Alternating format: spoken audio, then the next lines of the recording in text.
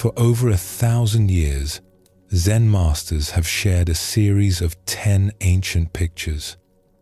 These images hold the secret to finding peace, not through struggle or effort, but through a gentle journey back to what was never lost. Before we begin, feel free to share what time it is and where you are listening from. Tonight, we will walk through 10 stages together. And to guide us, we will follow a young man named Ren. His story is ancient and timeless. He carries the same questions you carry.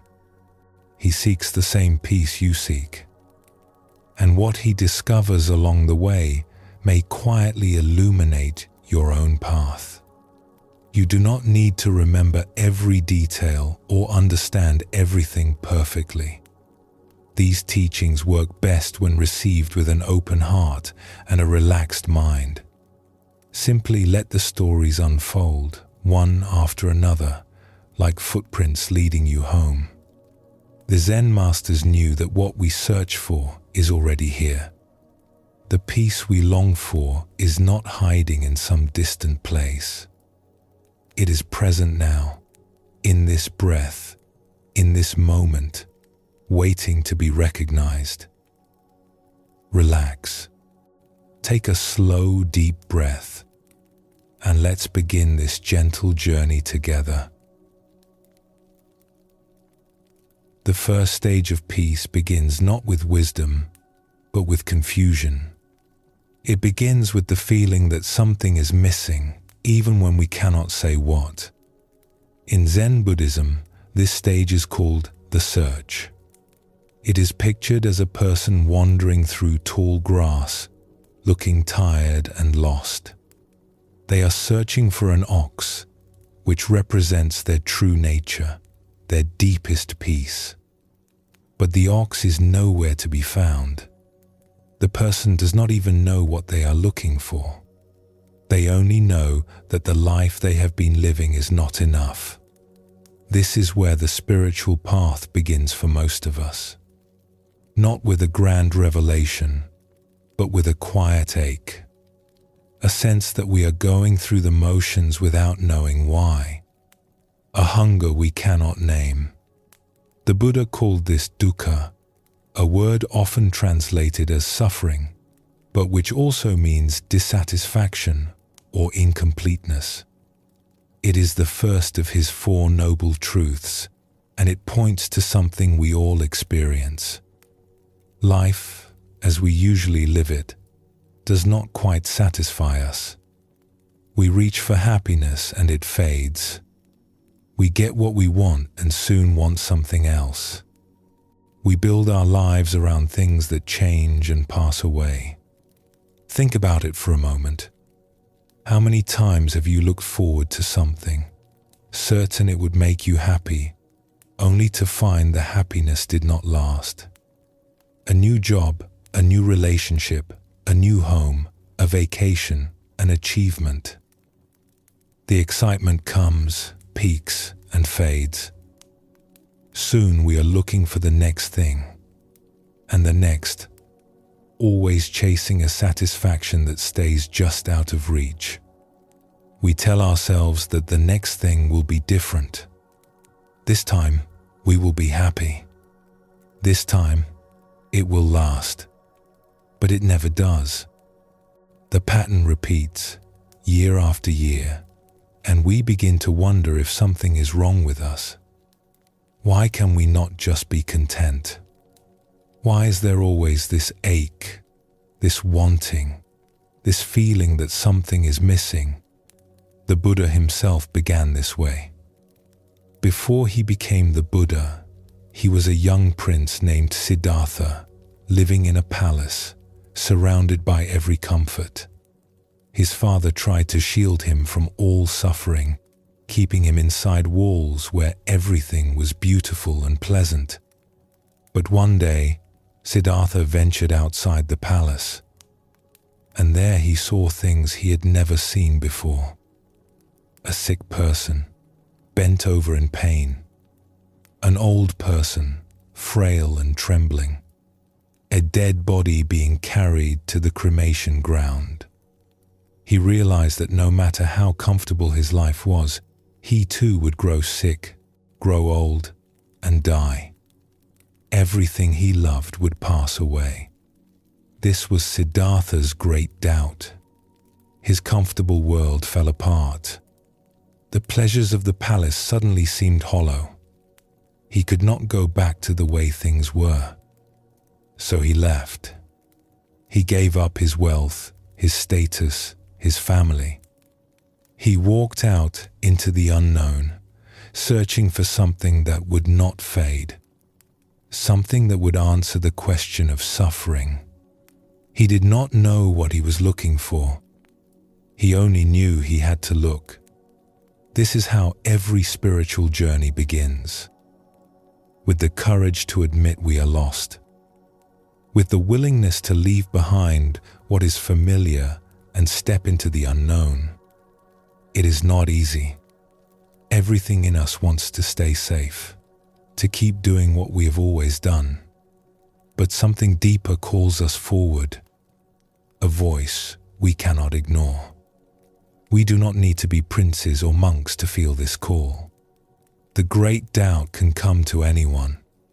It can come in the middle of a successful career, in a happy relationship, in a life that looks perfect from the outside. It does not care about our circumstances.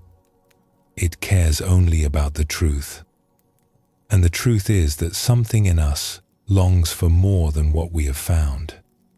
Something in us knows there is a deeper peace, a wider freedom, a truer way of being. We may not know how to find it. We may not even believe it exists. But the longing is there, quiet and persistent, waiting for us to listen. It has always been there. Perhaps it is the most honest part of us.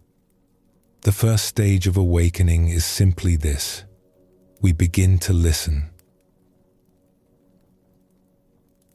Let us turn now to a young man named Ren, whose story will guide us through the stages of this journey. Ren was 23 years old and lived in a small village nestled at the edge of a green valley. His family had farmed the same land for generations. Rice paddies in the wet season, when the fields became mirrors reflecting the sky. Vegetables in the dry months, rows of green and purple and gold stretching toward the tree line. The work was hard but steady, and Ren had learned it from his father, who had learned it from his own father before him. The land held their history. The soil knew their hands. By all appearances, Ren had a good life. He had a mother who cared for him deeply, neighbors who waved when he passed, a small house with a roof that kept out the rain. He woke before dawn each morning, spent his days in the fields, and returned home as the sun set behind the mountains. He ate simple meals, slept on a thin mat, and rose again to do it all over. This was the rhythm of his life, and for many years, Ren did not question it. But sometimes, in the quiet moments between tasks, he felt a strange unease. When he paused to wipe the sweat from his forehead, or sat alone after dinner while his mother cleaned the dishes, a feeling would creep over him, a kind of emptiness, a restlessness he could not explain. He would look up at the mountains that ringed the valley, their peaks distant and blue against the sky, and feel something tugging at him. Like a rope tied to his ribs, pulling him towards something he could not see. He did not know what was on the other side of those mountains. He was not even sure he wanted to know. But the feeling was there, day after day, quiet but insistent, and it would not leave him alone. Ren never spoke of this to anyone. What would he say? He had everything a person could need: food, shelter, family, work. His life was simple and good. To complain seemed ungrateful. To want more seemed foolish, even selfish. So he pushed the feeling down and kept working.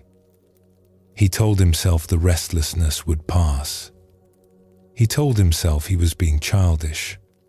But late at night, when sleep would not come, the questions returned. Is this all there is? Is this all I will ever be? In the autumn of his 23rd year, Ren's father fell ill. It started small, just a cough that lingered longer than it should.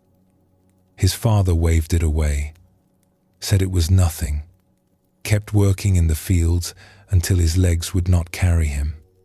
But the cough grew deeper, rattling in his chest, and soon he could not leave his bed. Ren took over the farm completely. He woke even earlier, worked even later, trying to keep everything running. His mother prepared soups and herbal remedies, sitting by her husband's side through the long nights. A healer from the next village came with medicines and prayers. The neighbors brought food and good wishes. But nothing helped. The nights grew cold. The leaves turned gold and red, then fell from the trees and scattered in the wind.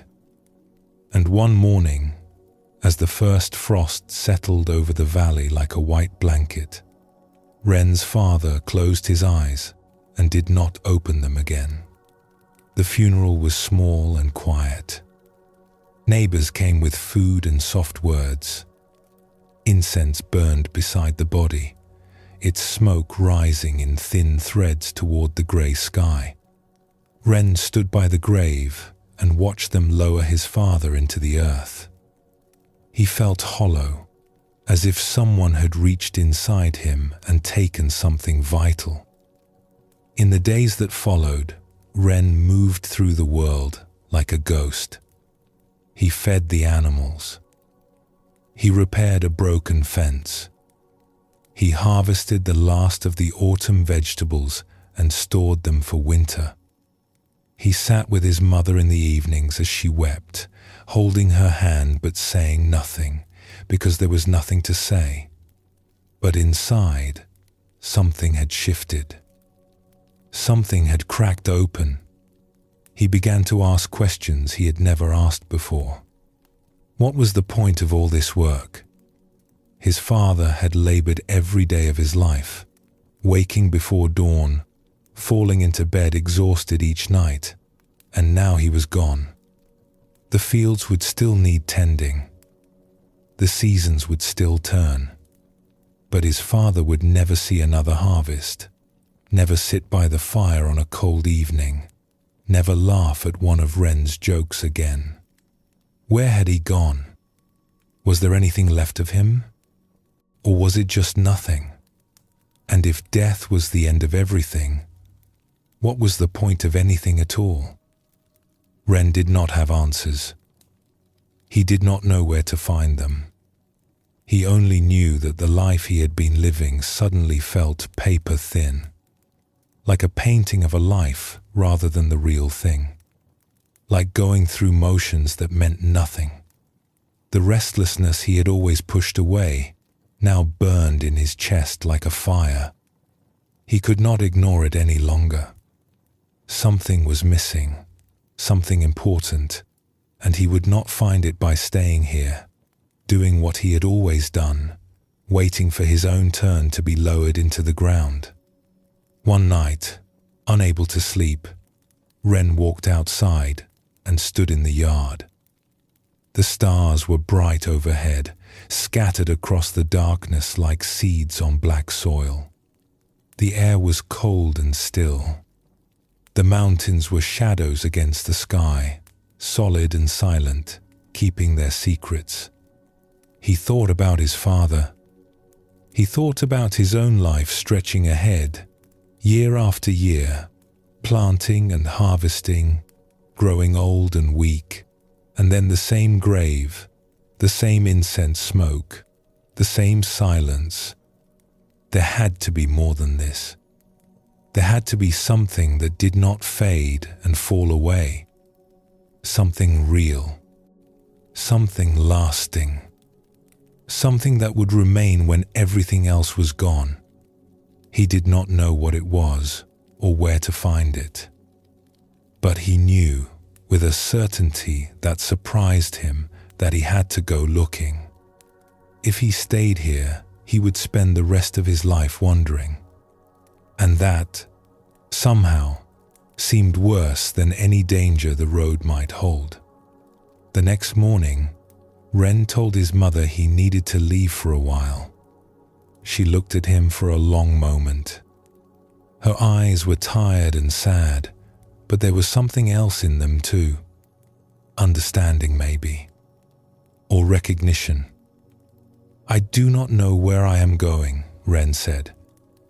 "I do not know what I am looking for. I only know I cannot stay."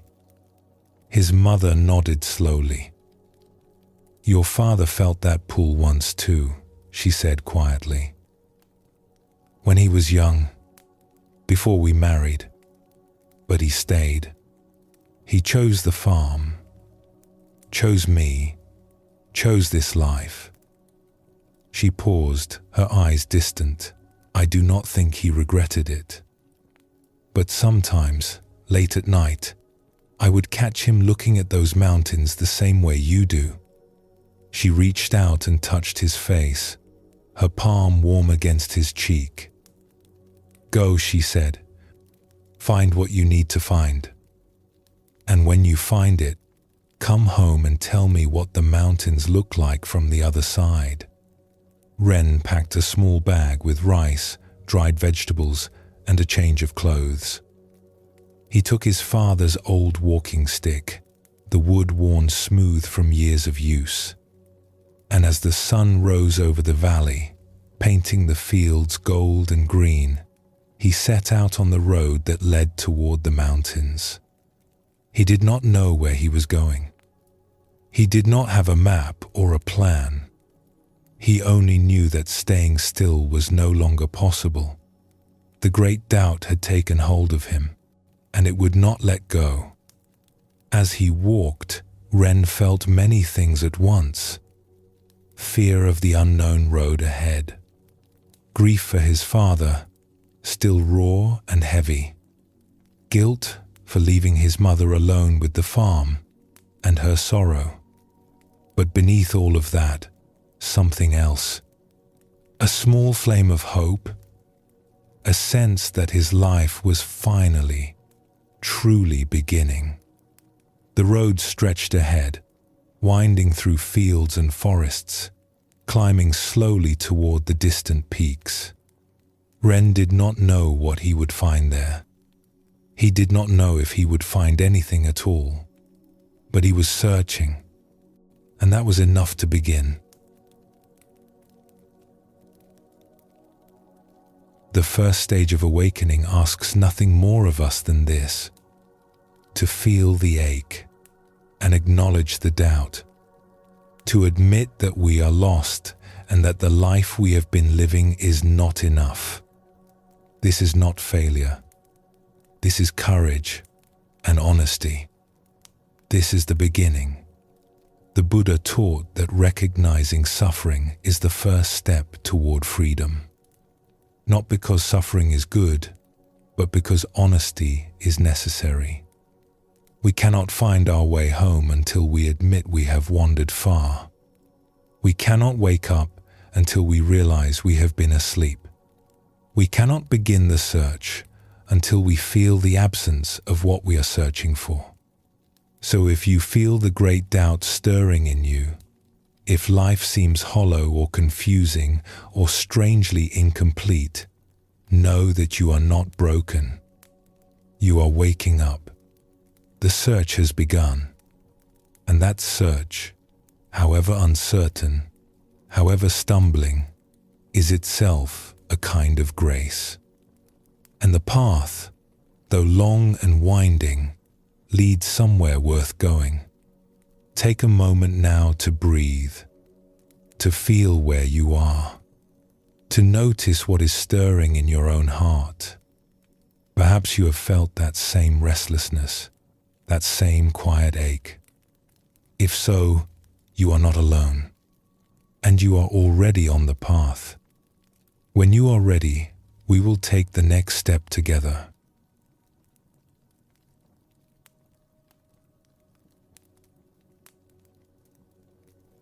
The second stage to stillness is called the footprints.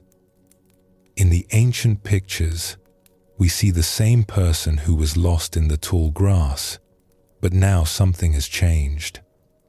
They have found traces of the ox, hoof prints in the mud. The ox is still hidden, still out of sight, but for the first time, there is evidence that it exists. This stage marks a quiet but important shift. In the first stage, we recognized that we were lost. We felt the ache of dissatisfaction, the weight of questions we could not answer. We began to search, but we did not know what we were searching for. We wandered without direction, driven only by the sense that something was missing. Now, in the second stage, we discover that there is a path. We find signs that others have walked this way before us. We begin to believe, perhaps for the first time, that what we are looking for is real. The Buddha taught 4 noble truths. The first is the truth of suffering, which we explored in the previous stage.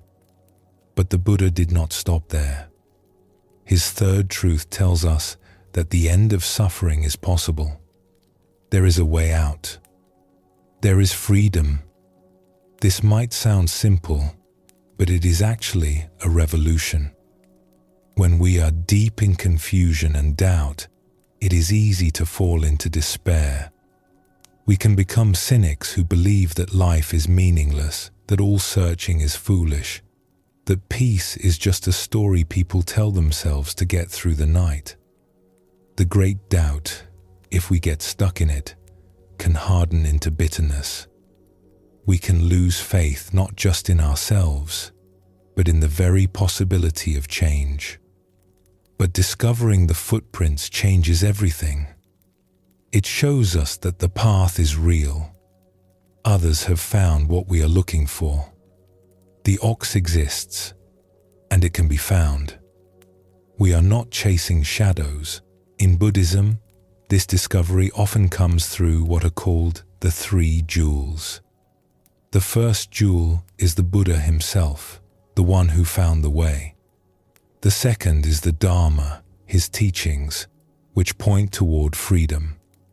The third is the Sangha, the community of those who practice together. When we encounter any of these, we encounter the footprints. We find evidence that awakening is possible.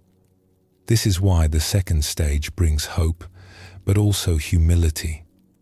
We have found the footprints, but we have not yet found the ox. We know the path exists, but we do not yet know where it leads. We are still beginners, still uncertain, still feeling our way forward in the dark. And that is exactly as it should be. Zen teaches us not to rush ahead, not to pretend we know more than we do. The footprints are enough for now. They give us direction. They give us faith. They tell us that if we keep walking, we will find what we seek. There is a famous Zen saying, "When the student is ready, the teacher appears." This does not mean that a teacher will magically show up at your door. It means that when we are truly open, truly searching, we begin to notice guidance everywhere. The world becomes our teacher.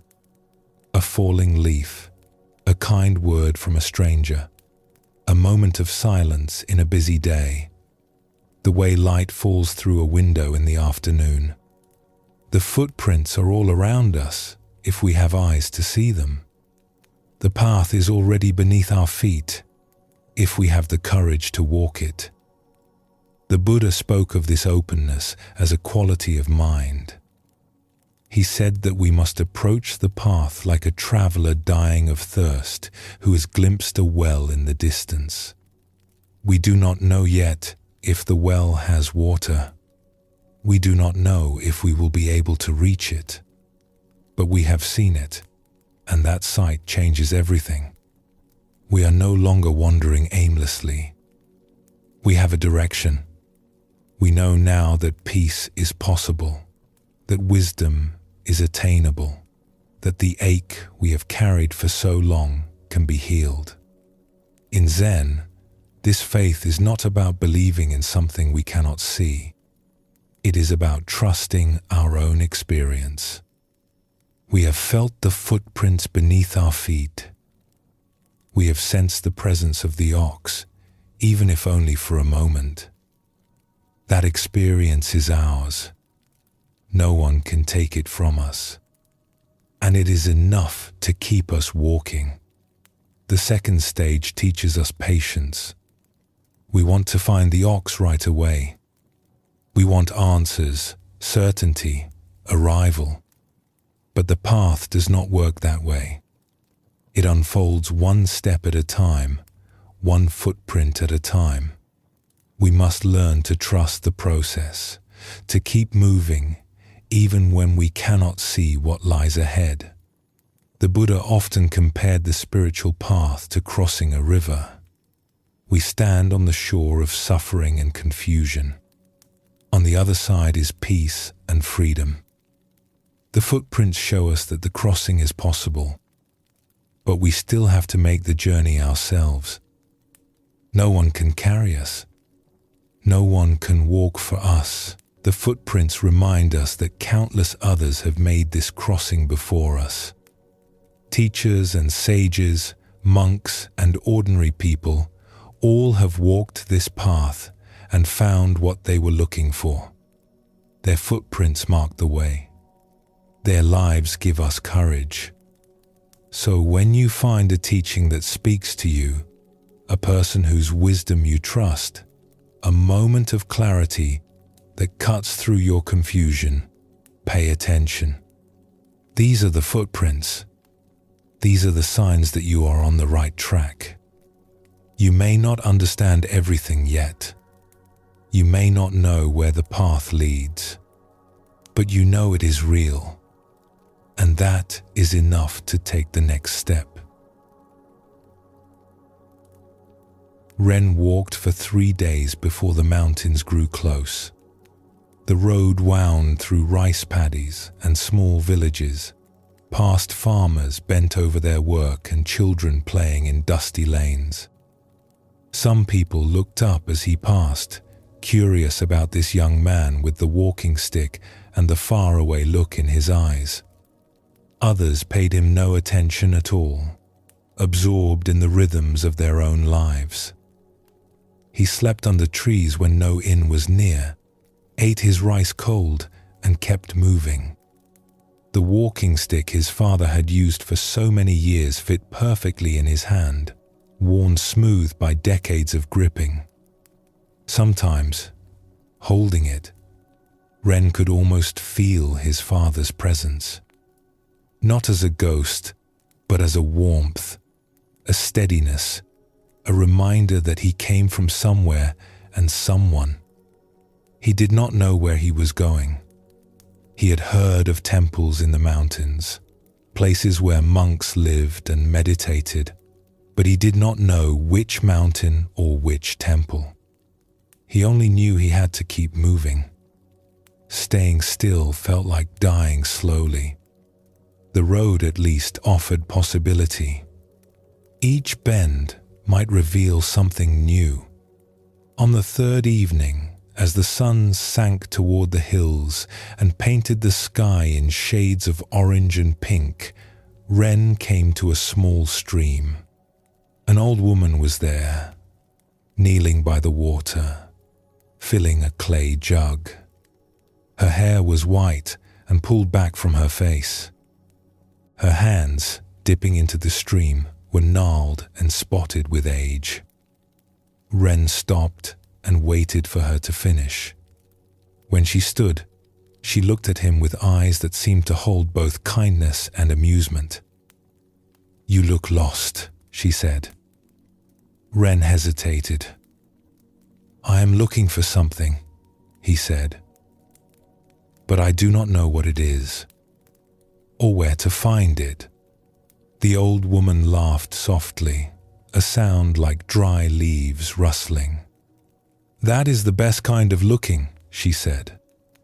"The ones who think they know what they want usually miss it entirely." She studied him for a moment, her eyes moving over his dusty clothes, his tired face, the walking stick in his hand. Then she nodded, as if she had decided something. "There is a temple," she said, "high in the mountains past the village of stone bridges. It is not easy to find and harder to reach, but the monks there are wise. They have helped many who were lost." "What is it called?" Ren asked. "It has many names," the old woman said, "but the one I know is the Temple of Still Water. You will know it when you see it. The path to the gate is lined with pine trees, and the sound of a bell carries down the mountain at dawn and dusk." She lifted her water jug and settled it against her hip. "Whether you find what you are looking for, I cannot say, but you will not find it by standing here." "Thank you," Ren said. "How do I reach the village of stone bridges?" The old woman pointed up the road, toward where the mountains rose dark against the fading sky. "Follow this path until it forks. Take the left way toward the tallest peak. You will cross 3 rivers. After the 3rd river, you will see the village. From there, ask for the path to still water." She began to walk away, moving slowly but steadily toward a small cottage Ren had not noticed before. "Wait," Ren called. "How do you know about this temple? Have you been there?" The old woman paused and looked back at him. Her face was half in shadow now, the last light of the sun catching the white of her hair. "I went there once," she said. "Many years ago, when I was lost, like you." She smiled, and there was something in that smile that Ren could not quite name. Peace, maybe, or a quiet certainty. "The ox leaves footprints everywhere, young man. You just have to learn to see them." Then she turned and walked into the gathering dusk, and Ren was alone again by the stream. He stood there for a long time, watching the water flow past, thinking about what she had said. The ox leaves footprints everywhere. He did not fully understand, but the words settled into him like stones dropping into a pond. That night, Ren made camp beneath a large oak tree. He ate the last of his rice and watched the stars appear one by one. He thought about his father, about the farm, about the life he had left behind. He thought about the old woman and her strange words. For the first time since he had left home, he felt something other than grief and confusion. It was small, fragile, easy to miss. But it was there.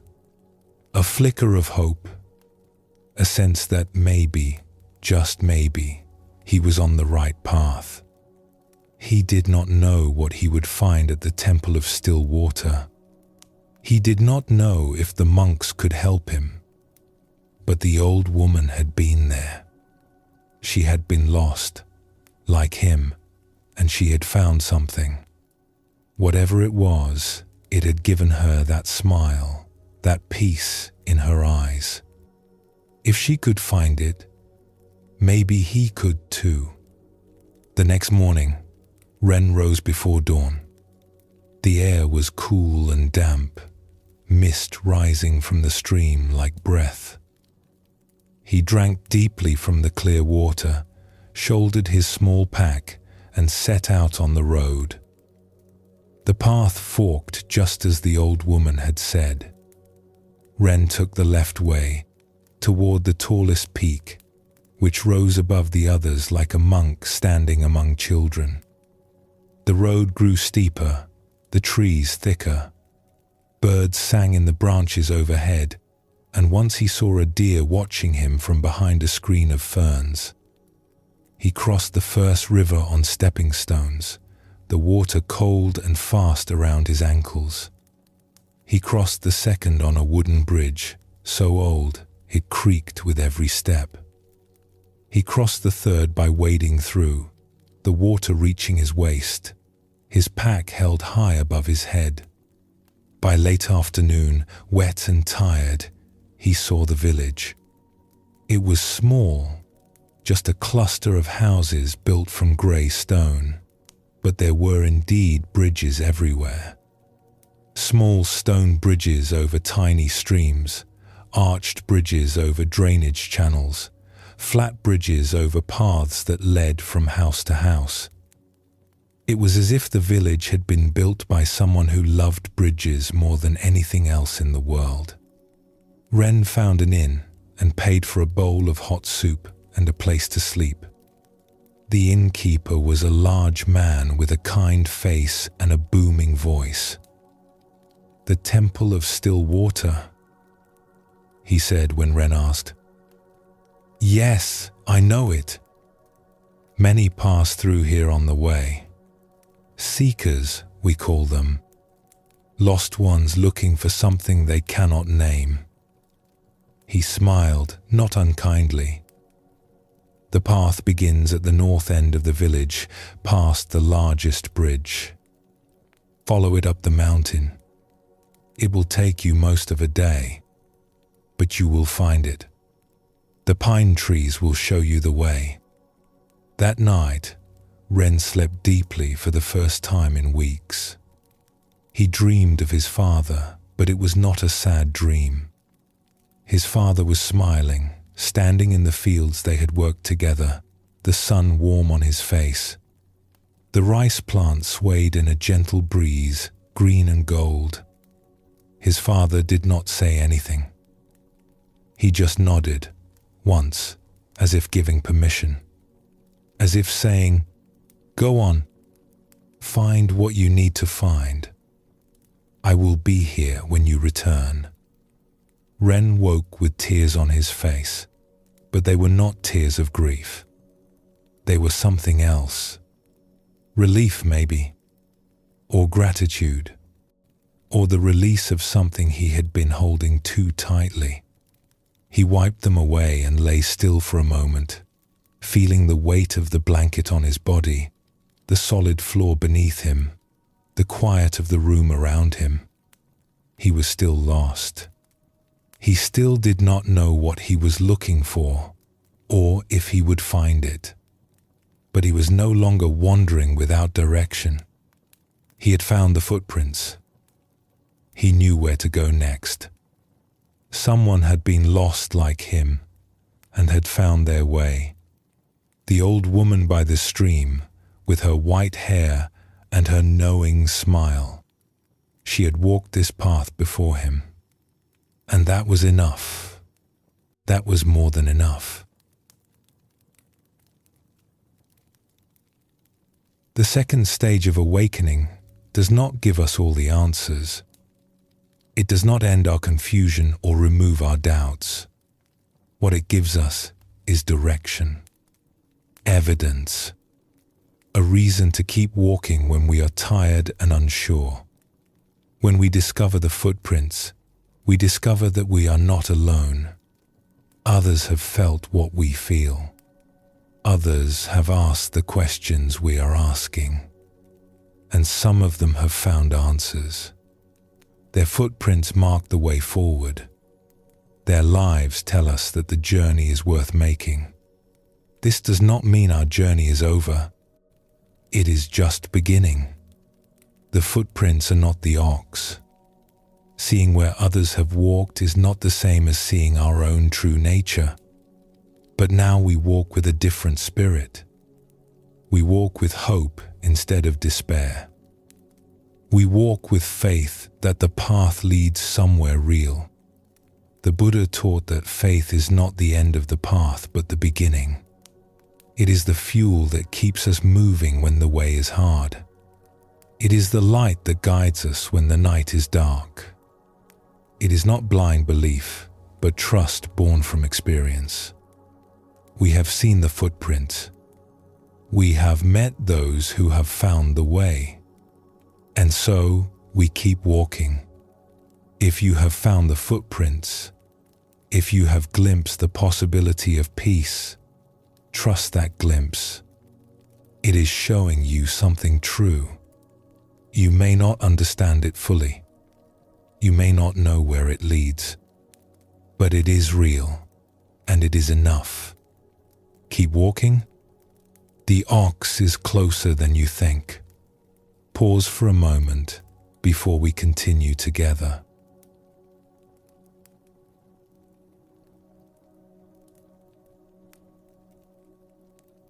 The third step to peace is called perceiving the ox. In the traditional picture, we see the seeker finally catching a glimpse of the ox itself. Not the whole animal, perhaps just a tail disappearing behind a tree, or a flash of movement in the distance. But it is unmistakable. The ox is real. It exists. And for the first time, we have seen it with our own eyes. This is a turning point on the path. In the first stage, we felt lost and confused. In the second, we found footprints that gave us hope and direction. Now, in the third stage, we experience something directly. We catch a glimpse of our true nature. We taste, even briefly, the peace we have been searching for. In Zen, this experience is called kensho, which means seeing one's true nature. It is sometimes described as a flash of insight, a moment when the veil lifts and we see things as they really are. The boundaries we normally draw between self and world, between inner and outer, seem to dissolve.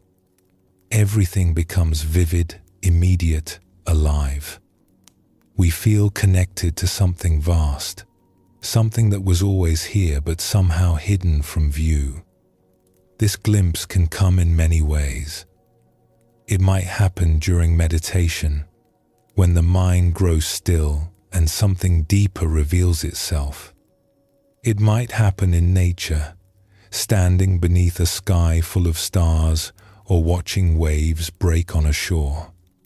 It might happen in an ordinary moment, washing dishes or walking down a street, when suddenly everything shifts and the world becomes new.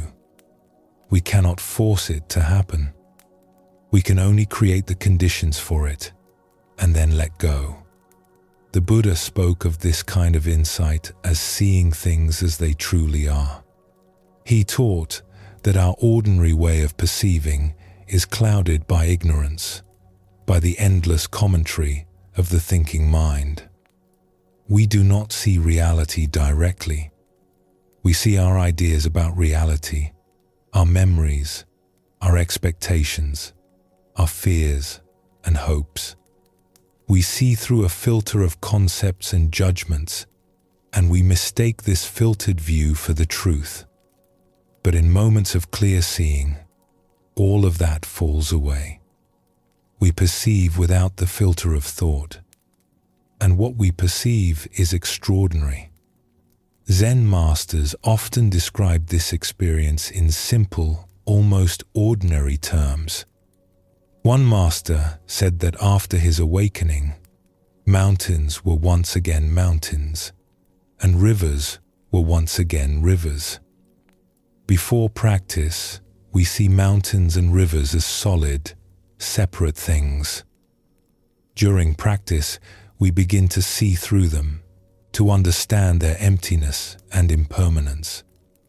But after glimpsing our true nature, we see them fresh again. They are just what they are, vivid and complete, needing no explanation. This is the gift of the third stage. We stop searching and start seeing. We stop thinking about peace and actually taste it. Even if only for a moment, we know directly what all the teachings have been pointing toward. But here is an important truth that Zen emphasizes again and again. This glimpse is not the end of the path. It is barely the beginning. Many seekers make the mistake of thinking that one powerful experience is enough. They have seen the ox, so they believe the search is over. They cling to the memory of their glimpse, trying to recreate it, talking about it endlessly, wearing it like a badge of achievement. But this is a trap. The glimpse itself is not awakening. It is just a glimpse. In early Buddhism, there is a concept called stream entry. It refers to the moment when a practitioner first directly perceives the truth of the teachings. They have entered the stream that leads to full liberation. But entering the stream is not the same as reaching the ocean. There is still a long way to go. A teacher in the Pali Canon used this analogy. Imagine a traveler dying of thirst in the desert. They come upon a well, and looking down, they can see the water far below. They know now that water exists. They have seen it with their own eyes. But they cannot yet drink. They do not have a rope or a bucket. The seeing is real, but it is not enough. This is the situation of someone in the third stage. They have seen the ox. They know it is real. But they have not yet caught it, not yet tamed it, not yet made it their own. The glimpse gives them faith and motivation. It tells them the path is true. But the real work is still ahead. Zen practice is full of stories about students who had powerful glimpses and thought they were finished. They would go to their teacher, excited and proud, eager to share their experience. And the teacher would send them back to the meditation hall. "Keep practicing," the teacher would say. "You have seen the ox, but you have not caught it yet." This might seem discouraging, but it is actually a kindness. The teacher knows that clinging to a glimpse will only cause suffering. The student will spend years trying to get back to that special moment instead of moving forward. They will become stuck, trapped by their own experience. The true gift of the third stage is not the experience itself, but what it reveals. It shows us that peace is possible. It shows us that our true nature is always here, waiting to be discovered. It gives us a direction, a North Star to navigate by. But we must keep walking. We must turn the glimpse into a way of life. The Buddha did not stop practicing after his enlightenment under the Bodhi tree. He continued for the rest of his life, meditating, teaching, refining his understanding. The glimpse of awakening is like opening a door. We see what lies beyond, but we must still walk through the door and explore the territory. We must make it our home. There is a Zen saying, "Before enlightenment, chop wood, carry water. After enlightenment, chop wood, carry water." The activities are the same. What changes is how we relate to them. Before the glimpse, we are lost in thought, distracted, separate from our experience. After the glimpse, we know there is another way to be. But knowing is not enough. We must embody that knowing in every moment, every action, every breath. This is why Zen emphasizes practice over experience. Experiences come and go. They are wonderful when they happen, but they cannot be held. What remains is how we live. Do we bring presence and awareness to our daily lives? Do we treat others with kindness? Do we respond to difficulty with patience rather than reaction? These are the real measures of progress, not how many glimpses we have had. So if you have had a glimpse, a moment when everything seemed clear and whole, be grateful. It is a precious gift. But do not stop there. Do not cling to the memory or try to force it to happen again. Let it inspire you to keep practicing, keep seeking, keep opening. The ox is real. You have seen it. Now the journey truly begins. Ren climbed the mountain path for most of the day. The way was steep and rocky, winding through thick forest. Pine trees rose tall on either side, their branches casting patterns of light and shadow on the ground. The air smelled of earth and resin, clean and sharp in his lungs. Birds called from somewhere in the canopy, their songs echoing through the stillness. He stopped often to catch his breath, leaning on his father's walking stick, looking up at the path ahead. The innkeeper had told him it would take most of a day, and he had not been wrong. Ren's legs ached. His pack felt heavier with each step, but he kept moving, drawn forward by something he could not name. In the late afternoon, as the light began to turn golden, Ren came around a bend in the path and saw them, 2 rows of ancient pine trees, their trunks gnarled and massive, lining the way ahead like patient guardians. At the end of the row, he could see a wooden gate, simple and weathered. Beyond it, the curved roofs of temple buildings, the temple of still water. As Ren stood there, catching his breath, a bell began to ring somewhere within the temple grounds.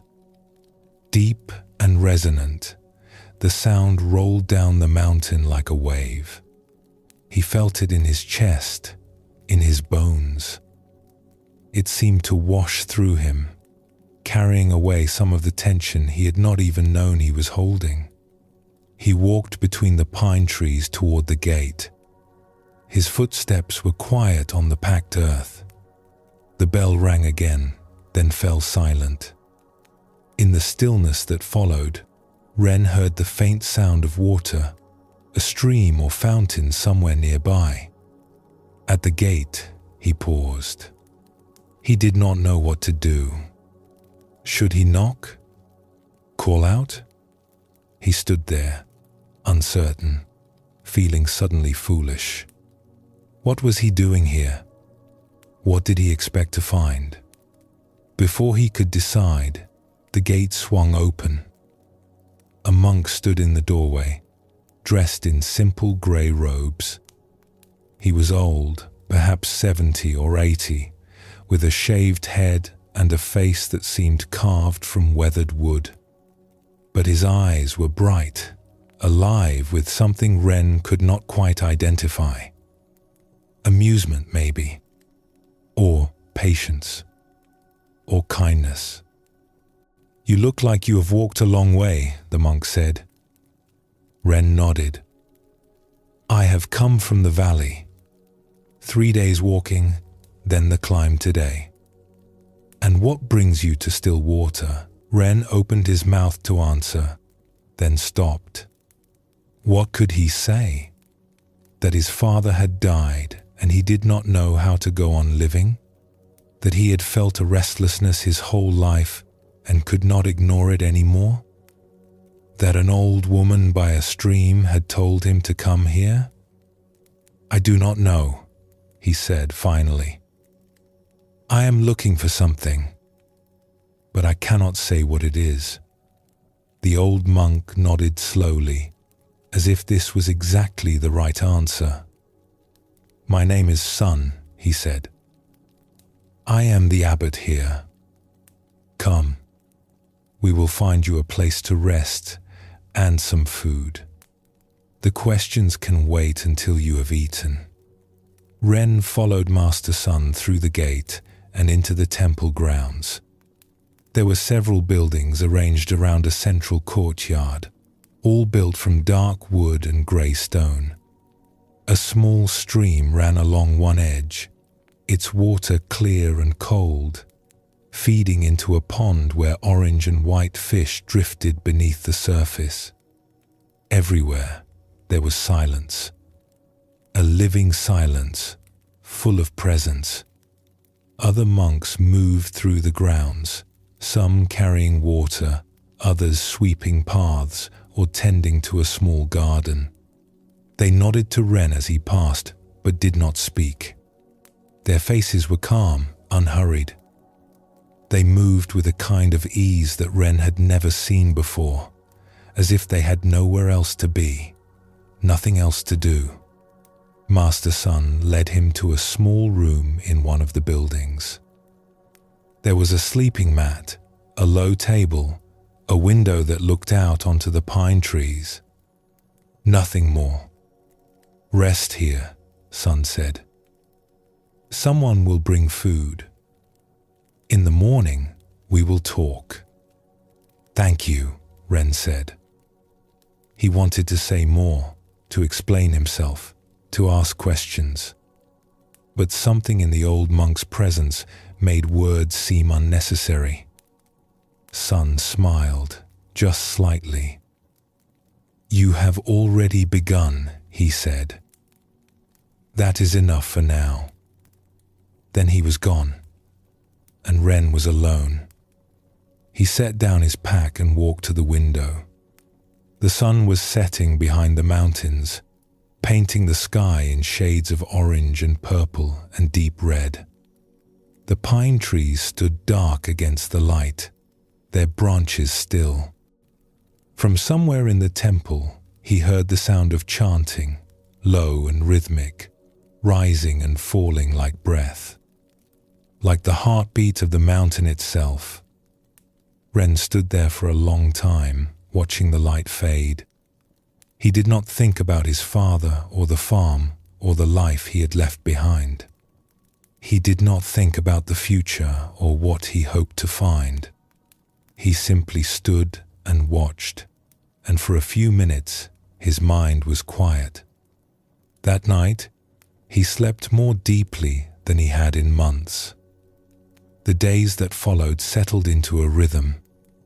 Ren was given tasks, sweeping the courtyard, carrying water from the stream, helping in the kitchen. No one spoke much. The monks went about their work in silence, and Ren learned to do the same. Each morning, before dawn, the bell would ring and the monks would gather in the main hall to sit in meditation. Ren joined them, folding his legs beneath him on a small cushion, trying to still his racing mind. It was harder than he expected. Much harder. His thoughts jumped from memory to memory, worry to worry, plan to plan.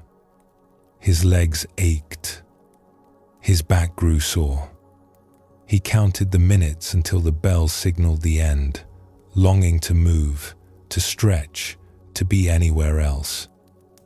But slowly, over days and weeks, something began to shift. One morning, about a month after his arrival, Ren was sweeping leaves in the courtyard. It was early, the air still cool, mist rising from the pond. He moved the broom in slow arcs, gathering the fallen leaves into small piles.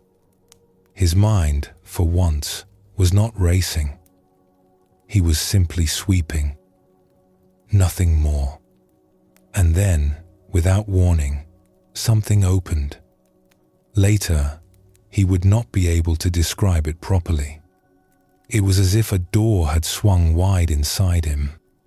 A door he had not known was there. The courtyard was still the courtyard. The leaves were still leaves. The sound of the stream, the call of a bird, the cool air on his skin. Everything was exactly as it had been a moment before. But everything was also different. Vivid. Alive. Present in a way it had never been before. The boundary between Ren and the world seemed to dissolve. He was not separate from the courtyard, the trees, the morning light. He was part of it all, woven into it, inseparable from it. The broom in his hands, the ground beneath his feet, the mist rising from the pond. All of it was one thing, one seamless whole, and he was not outside it looking in. He was it. There was no fear in this, no confusion, only a vast, quiet peace. A sense of having come home to something he had always known but somehow forgotten. He did not know how long it lasted. Seconds, maybe. A minute at most. And then the door closed, and he was Ren again, standing in the courtyard with a broom in his hands, blinking in the morning light. But he knew something had changed. He had seen something, felt something. He could not name it, could not explain it. But it was real, more real than anything he had ever experienced. He looked down at the leaves scattered around his feet. Just leaves, brown and gold and red, but beautiful, impossibly beautiful. Later that day, Ren sought out Master Sun. He found the old monk sitting by the pond, watching the fish drift through the water. "Something happened this morning," Ren said. "While I was sweeping, I do not know how to describe it." Sun did not look up from the pond. "You do not need to describe it," he said. "You saw something. That is enough." "But what was it? What does it mean?" Now Sun turned to look at him. His eyes were kind, but there was a firmness in them too. "It means you have seen the ox," he said. "You have glimpsed your true nature. This is a gift, but it is not the end. What do I do now?" "Now?" Sun turned back to the pond. A fish rose to the surface, its mouth opening and closing, then sank again into the depths. "Now you keep sweeping." The third stage of awakening brings us a gift and a challenge. The gift is the glimpse itself, the direct experience of our true nature. For perhaps the first time, we know that what we have been seeking is real. We have tasted it. We have felt it. This knowing cannot be taken from us. The challenge is not to cling to it. Zen teaches that experiences, even profound ones, are not the goal. They are signposts, pointing the way. The glimpse shows us that peace is possible, that our searching has not been in vain. But we must not mistake the signpost for the destination. We must not spend our lives trying to return to a single moment, however beautiful it was. If you have had such a moment, a time when the world seemed suddenly whole and you felt at peace, honor it. Let it strengthen your faith. Let it remind you why you are on this path. But then let it go. Return to your practice. Return to your daily life. Return to sweeping the courtyard, to washing the dishes, to all the ordinary moments that make up a human life. This is where awakening lives. Not in special experiences, but in how we meet each moment as it comes. The ox is real. You have seen it. Now the real work begins. Pause for a moment before we continue together.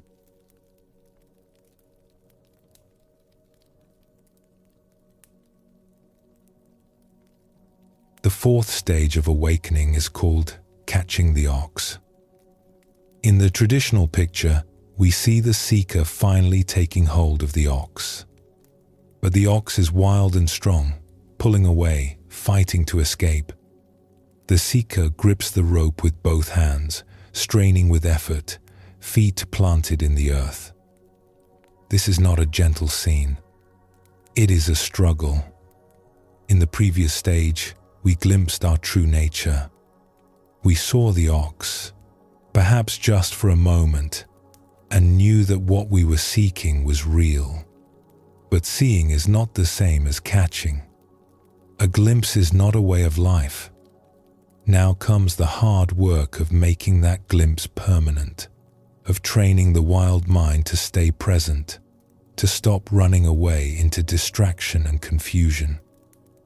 Zen calls this stage the great effort. The Buddha himself spoke of right effort as one of the steps on the Noble Eightfold Path. He described it as the effort to abandon unwholesome states, to cultivate wholesome ones, and to maintain what has been cultivated. This is not passive. This is work. Real work. There is a famous Zen story about a student who came to a master seeking enlightenment. "How long will it take?" The student asked. 10 years, said the master. "What if I work twice as hard?" asked the student. "Then 20 years, the master replied. The student was confused. "Why longer?" The master smiled. "When one eye is fixed on the goal, only one eye is left to find the way." This story holds a paradox at the heart of spiritual effort. We must work hard, but we must not be attached to the results of our work. We must try, but we must also let go. We must catch the ox, but we cannot force it to be caught. The effort is not about achieving something. It is about showing up fully in each moment. The Buddha compared the mind to a wild elephant, untamed and dangerous. Left to its own ways, it will trample everything in its path. But with patient training, it can become a powerful ally. The ox in these pictures represents the same thing. Our true nature is not the problem.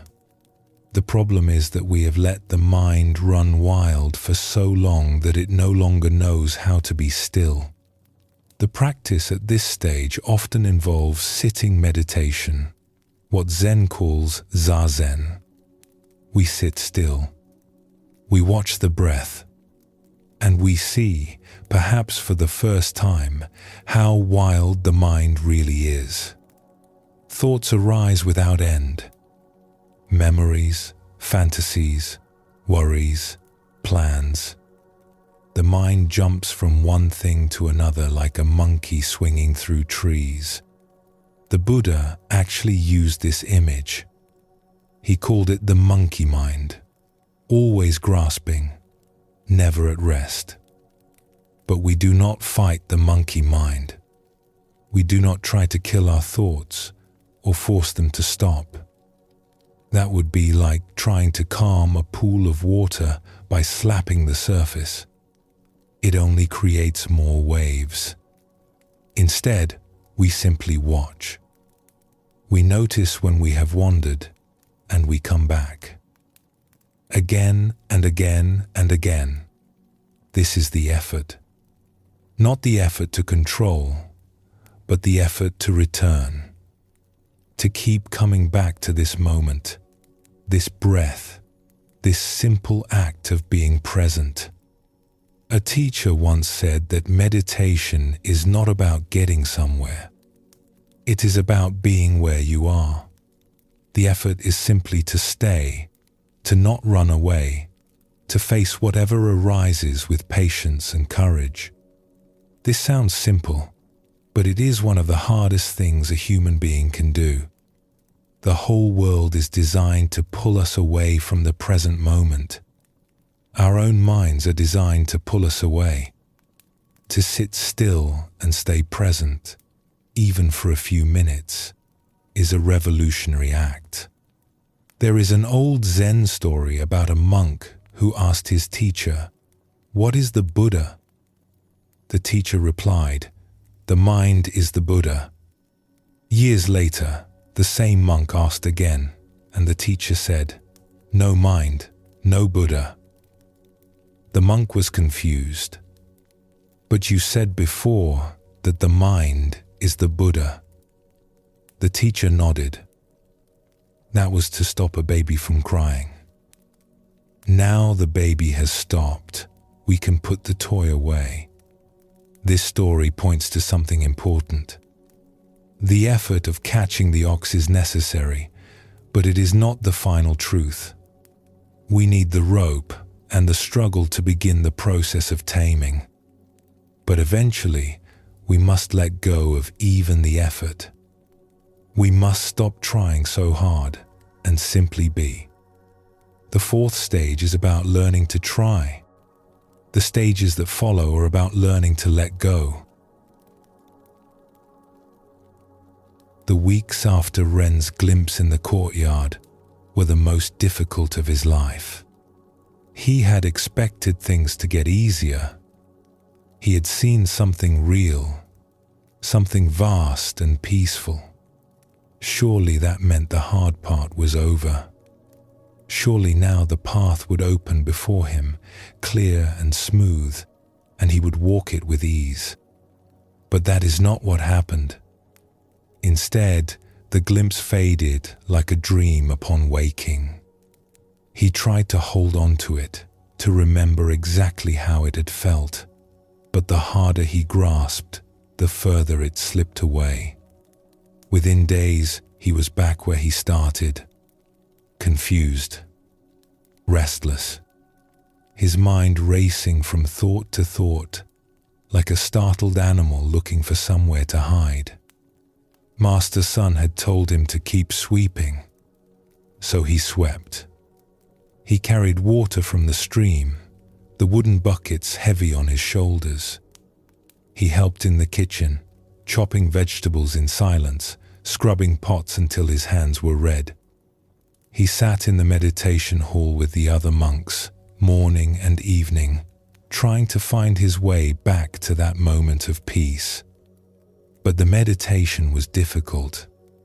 He would settle onto his cushion, arrange his legs, straighten his spine the way he had been taught. He would close his eyes and try to follow his breath. In, out. In, out. Simple. The most simple thing in the world. And for perhaps 3 breaths, he would be present. Then his mind would seize on something. A memory of his father standing in the fields, leaning on a hoe. A worry about his mother alone on the farm, growing older, no one to help her. A fantasy about what he would do after he left the temple, where he would go, who he would become. An itch on his nose, a pain in his knee, the smell of incense making him think of the funeral. Before he knew it, 5 minutes had passed, and he had been lost in thought the entire time. He would catch himself, feel a flash of frustration, and try again. In, out. In, out. And again his mind would run away. Again he would catch himself. Again he would feel frustrated. Again he would try. This went on for hours, for days, for weeks. Ren began to wonder if something was wrong with him. The other monks sat so still, so peaceful. Their faces were calm, their breathing steady. They looked like statues, like they had found some secret he could not access. Meanwhile, his mind was a storm, a whirlwind, a wild animal thrashing against its cage. How could they be so quiet when he was in such chaos? One evening, after a particularly difficult sitting, Ren stayed behind in the meditation hall. The other monks filed out silently, but he remained on his cushion, head bowed, fighting back tears of frustration. He felt like a failure. He felt like he would never get this right. He heard footsteps approach. When he looked up, Master Sun was standing before him, his grey robes catching the last light from the windows. "You are struggling," Sun said. It was not a question.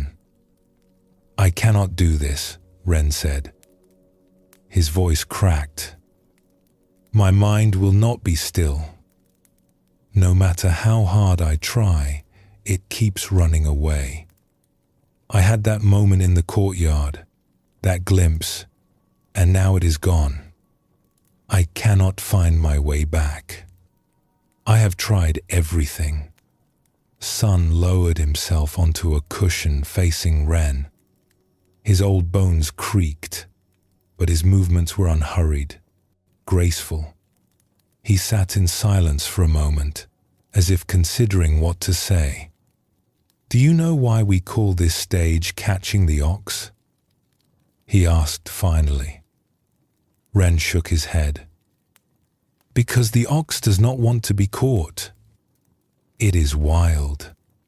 It has been running free for a long time, your whole life in fact, and it does not understand why you want to put a rope around its neck. So it fights. It pulls. It runs. This is natural. This is how it must be. You are not doing anything wrong. But how do I catch it if it keeps running away?" Sun was quiet for a moment. Outside, the evening insects had begun their chorus. The last light of the sun was fading from the windows, turning the hall golden, then grey. "You do not catch it by force," he said finally. "You catch it by patience, by showing up again and again, no matter how many times it runs. You hold the rope loosely. You do not fight. You simply stay. Eventually, the ox tires. Eventually, it learns that you are not trying to hurt it. Eventually, it lets you lead." "How long does that take?" Sun smiled, and there was kindness in it, but also something else. A firmness. A truth that could not be softened. "As long as it takes. There is no shortcut. If you try to rush, you will only make it harder. The ox senses your impatience, your grasping, and it runs faster. But if you can let go of your need to succeed, if you can simply be present with what is, then the catching happens by itself." Ren looked down at his hands. They were clenched into fists. He had not noticed. "I am afraid," he said quietly. "I am afraid that I will never catch it. That I will sit here for years and nothing will change. That I am wasting my time." "That fear is natural too," Sun said. "Everyone who walks this path feels it. But I will tell you something. The fact that you are struggling means you are doing it right. If it were easy, it would not be real. The struggle is the practice. The falling down and getting up, again and again. That is the path. There is no other path." He reached out, and placed a hand on Ren's shoulder. The touch was light, but it seemed to carry weight, as if passing something on. Do not try to be a good meditator. Just sit. Do not try to catch the ox. Just hold the rope. Let go of your ideas about how this should look, how you should feel, how far along you should be by now. Be with what is. That is enough. That has always been enough. Ren took a deep breath. The tightness in his chest loosened, just a little. Now, Sun said, rising to his feet with the slow care of an old man who knows his body well. It is time for evening rice. Even the ox must eat. Despite himself, Ren smiled. The days that followed were still difficult. His mind still raced. His legs still ached. He still lost himself in thought 100 times each sitting. But something had shifted. He no longer fought himself quite so hard. When his mind wandered, he noticed it, and he came back. No judgment. No frustration. Just a gentle returning, like a mother calling a child home for dinner, like a shepherd guiding a lamb back to the flock. Some days were better than others. Some sittings were peaceful, his mind settling like water in a still pond, reflecting the sky. Other sittings were storms, his thoughts crashing against each other like waves in a gale, dark and churning. He learned not to prefer one over the other. He learned to sit through both. The calm sittings were not successes.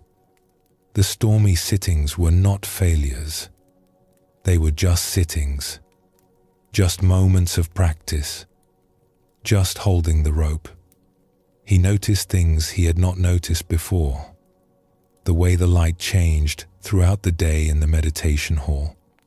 The sound of birds outside the windows. The texture of his breath, sometimes smooth, sometimes ragged. The sensations in his body, constantly shifting, arising and passing away. He began to see that everything was like this. Nothing stayed the same. Even his struggles were impermanent, changing from moment to moment. Slowly, so slowly he almost did not notice, the ox began to tire. He would catch himself present for 5 breaths, then 10, then 20. He would notice the moment a thought arose before it carried him away, and he would have a choice. He could follow the thought, or he could let it go. He could not always let it go. But sometimes he could. And each time he did, the rope grew a little more slack. One morning, during sitting, Ren felt something settle in his chest. Not the vast opening he had experienced in the courtyard. Something quieter, smaller. A small, steady flame. A sense that he was exactly where he needed to be, doing exactly what he needed to do. Not special, not enlightened, just present, just here. He did not try to hold on to it. He did not tell himself this was important or that he had finally made progress. He simply noticed it, the way he noticed his breath, the way he noticed the light coming through the window, the way he noticed everything that arose and passed away. And then the bell rang, and he rose, and he went to sweep the courtyard. The ox was not tamed yet, but it was no longer running quite so fast, and Ren was learning to be patient.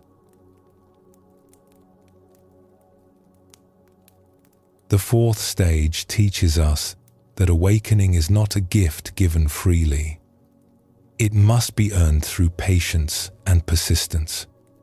Not through force, not through willpower alone, but through the simple courage to keep showing up, day after day, breath after breath, even when it feels like nothing is happening. There is a beautiful teaching in Zen that says the practice itself is enlightenment. We do not practice in order to become enlightened someday in the future. The sitting, the returning, the patient holding of the rope, this is awakening. It is happening right now, in this moment, whether we recognize it or not. If you are in this stage now, struggling with your practice, feeling like you are failing more than you are succeeding, take heart. The struggle itself is proof that you are on the path. The falling down is part of the getting up. The wandering is part of the returning. Keep holding the rope. Keep showing up. Keep breathing. The ox is tiring, and you are stronger than you know. Pause for a moment before we continue together.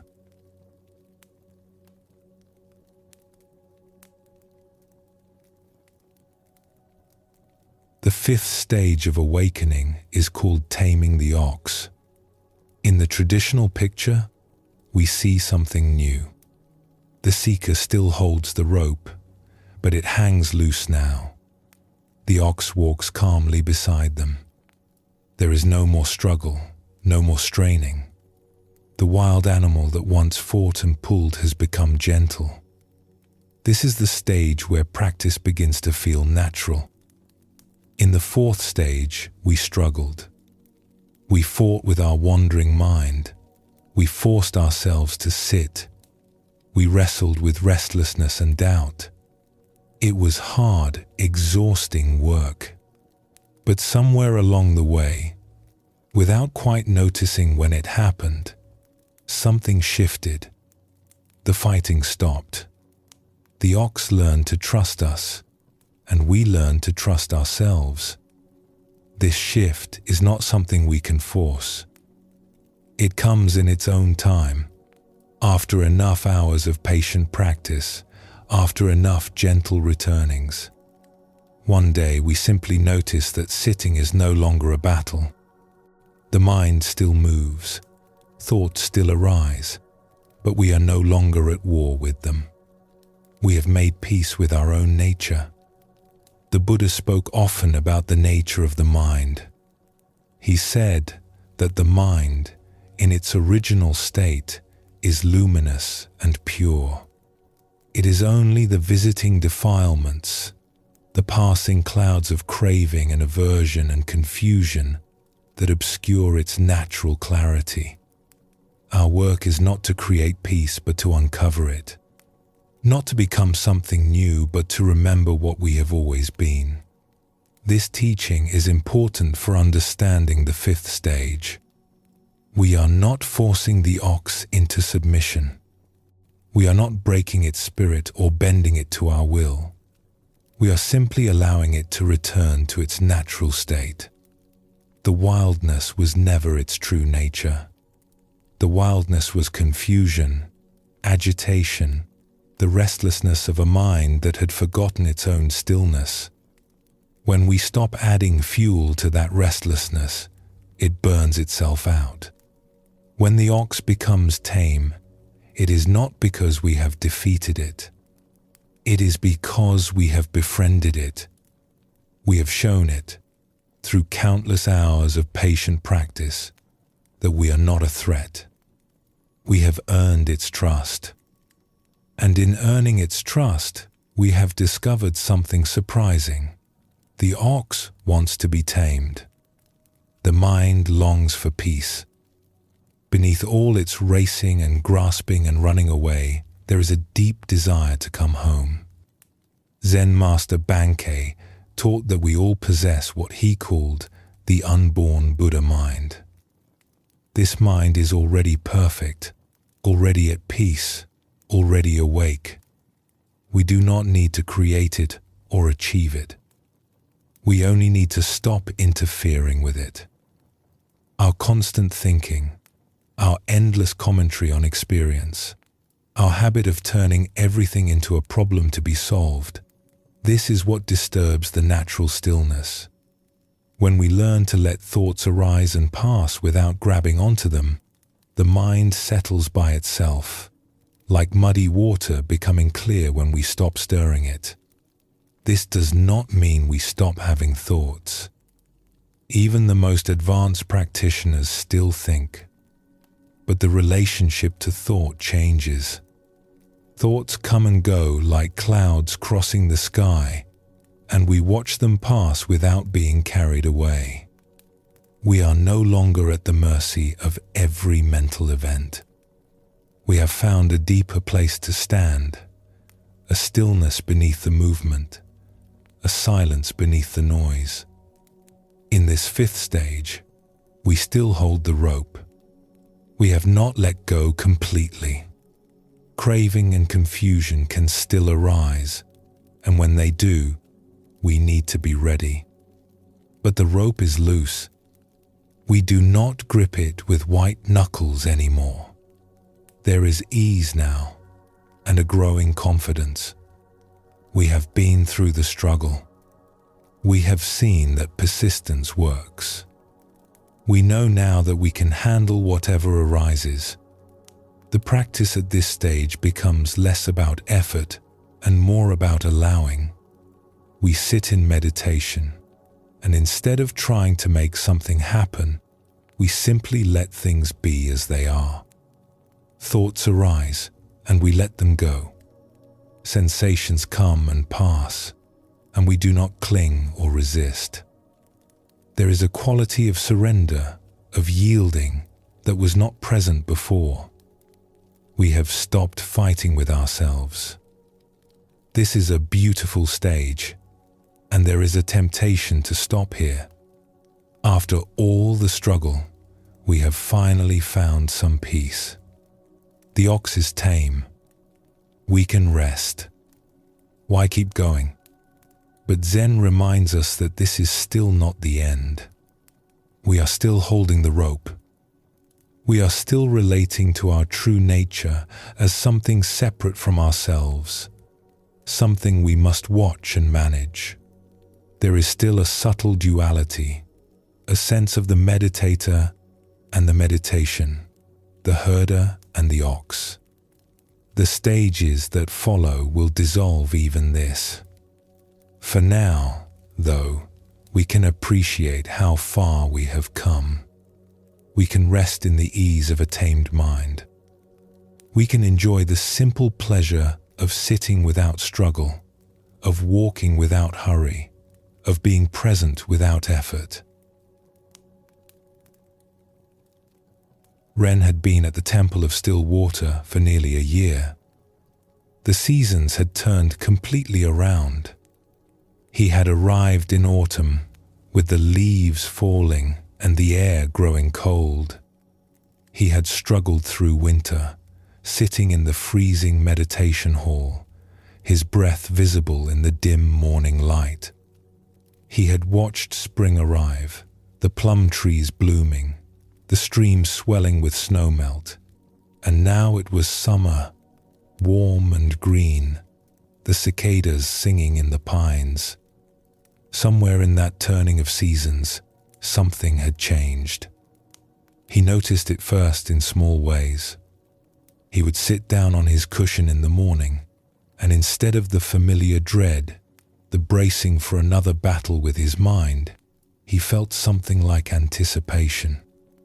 Not excitement exactly, but a quiet willingness, a sense of settling into something familiar and good. His mind still wandered during meditation. That had not stopped. But the wandering felt different now. Less frantic, less like being dragged away by a wild animal, and more like watching leaves drift downstream. The thoughts would arise, he would notice them, and they would pass. Sometimes he followed them for a while before catching himself. But the catching was gentle now. No frustration, no judgment. Just a quiet return, like coming home after a short walk. One morning, sitting in the meditation hall, Ren realized he had lost track of time. The bell rang to signal the end of the sitting, and he was surprised. It felt like only minutes had passed, but when he opened his eyes, the light had changed. An hour had gone by, and he had simply been present for it. Not fighting, not straining, just sitting, just breathing, just being here. This began to happen more often. The sittings would pass without struggle, sometimes quickly, sometimes slowly, but always with a sense of ease that had once seemed impossible. He remembered his early days at the temple, how each minute had felt like an hour, how he had counted breaths and shifted his weight and longed for the bell. That felt like another lifetime now. Another person entirely. He found Master Sun in the garden later that day, pruning a small pine tree. The old monk worked slowly, carefully, each cut deliberate. He had been tending these trees for decades, and it showed. They were beautiful, shaped by patience and attention into forms that seemed both natural and intentional. Ren watched for a moment before speaking. "Something is different," he said. Sun did not look up from his work. "Different how?" "The sitting. It is not so hard anymore. My mind still moves, but I do not fight it like I used to. It feels more natural now, like something I want to do instead of something I have to do." Sun made another careful cut. A small branch fell to the ground. "Good," he said simply. "Is this what it is supposed to feel like?" Now Sun paused and looked at him. His eyes, as always, held that mixture of kindness and clarity that Ren had come to trust completely. "There is no supposed to," Sun said. "There is only what is. But yes, this is part of the path. The ox is becoming tame." "It does not feel like I did anything," Ren said. "It feels like it just happened. Like I woke up one day and the struggle was gone." Sun smiled at this, a rare full smile that crinkled the corners of his eyes. "That is often how it works. We struggle and struggle, thinking we must force it, thinking our effort is what will make the difference, and then one day we wake up and the struggle is over. We do not know when it ended or how. We only know that it has. The effort was necessary, but it was not the cause. It was more like tilling the soil. The growing happens on its own." He returned to his pruning. Ren stood there a moment longer, watching the careful movements of the old monk's hands. "Master Sun?" "Yes?" "Why do we still practice once it becomes easy? Why keep sitting if the struggle is over?" Sun considered this for a moment. "A gardener does not stop tending the garden once the plants are healthy," he said. "He still waters them. He still pulls weeds. He still watches for signs of disease or pests. The work becomes easier, yes, but it does not stop. The tamed ox can still wander off if we are not paying attention. The clear mind can still become clouded." He snipped another small branch and stepped back to look at the tree. "But there is another reason," he continued. "We practice not just to maintain what we have gained, but to deepen it. There are stages beyond taming. You will see. But do not rush toward them. Be here now. Enjoy the ease. You have earned it." Ren bowed and left the old monk to his gardening. The summer days were long and warm. Ren found himself appreciating things he had not noticed before. The coolness of the stone floor in the meditation hall in the early morning. The taste of rice, simple and clean, each grain distinct. The way the light filtered through the pine branches in the afternoon, making patterns on the ground that shifted with the breeze. The smell of incense that had once reminded him of his father's funeral now simply smelled like the temple, like home. He was given more responsibility at the temple. He helped teach the newer students how to sit, how to hold their posture, how to return when they wandered. He remembered his own early struggles, the frustration and doubt, and spoke to them gently. He recognized himself in their tense shoulders and tight jaws, in the way they tried too hard. "Do not fight yourself," he would tell them. "The more you fight, the harder it becomes. Just notice when you have wandered and come back. That is all. The returning is the practice. Not the staying, the returning. You will wander 1,000 times. That is fine. Just return 1,001. He watched them struggle as he had struggled, and he felt compassion for them. He also felt something like gratitude. The struggle had taught him something that ease never could. It had shown him his own strength, his own persistence. It had shown him that he could face difficulty and not run away. One of the younger monks, a boy of perhaps 17 who had arrived a few months ago, asked Ren how long it took before the sitting became easy. "I do not know," Ren said honestly.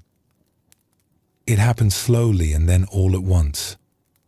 One day I realized it was no longer hard, but I could not tell you which day that was. Did you ever want to leave?" the boy asked. "Many times," Ren said. "Especially in the beginning. I thought I was wasting my time. I thought nothing was happening. But you stayed." "I stayed.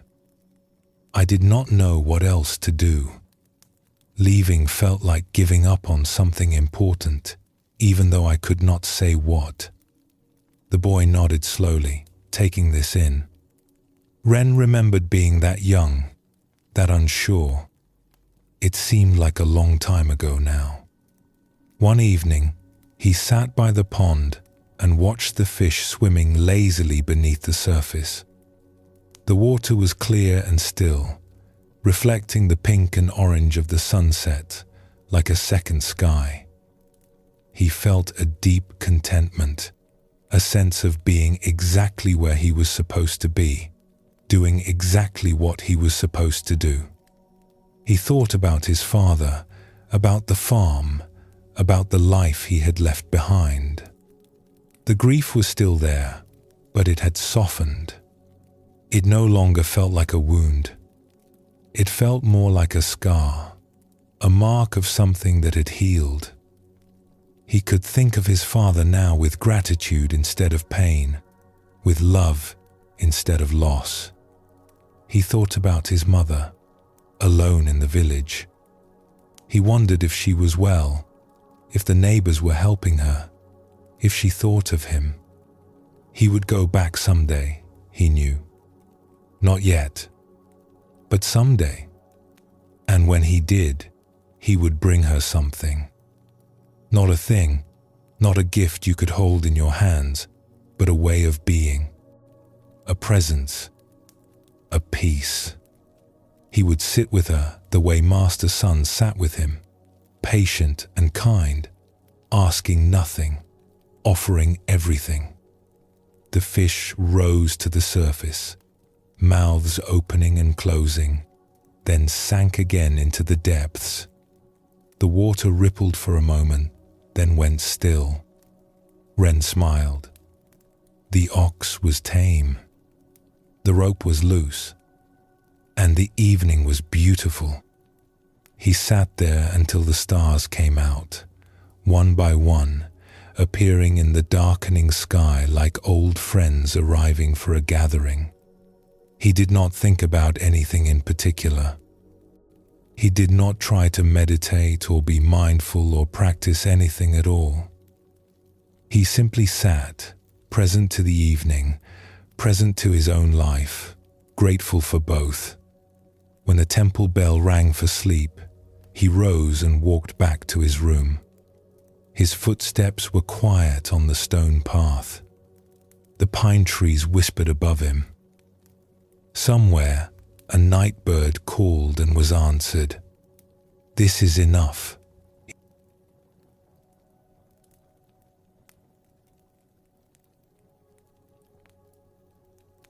The fifth stage is a resting place on the path. After all the effort of catching and struggling, we are finally allowed to breathe. The practice that once felt like battle now feels like breathing. The mind that once seemed like an enemy has become a friend.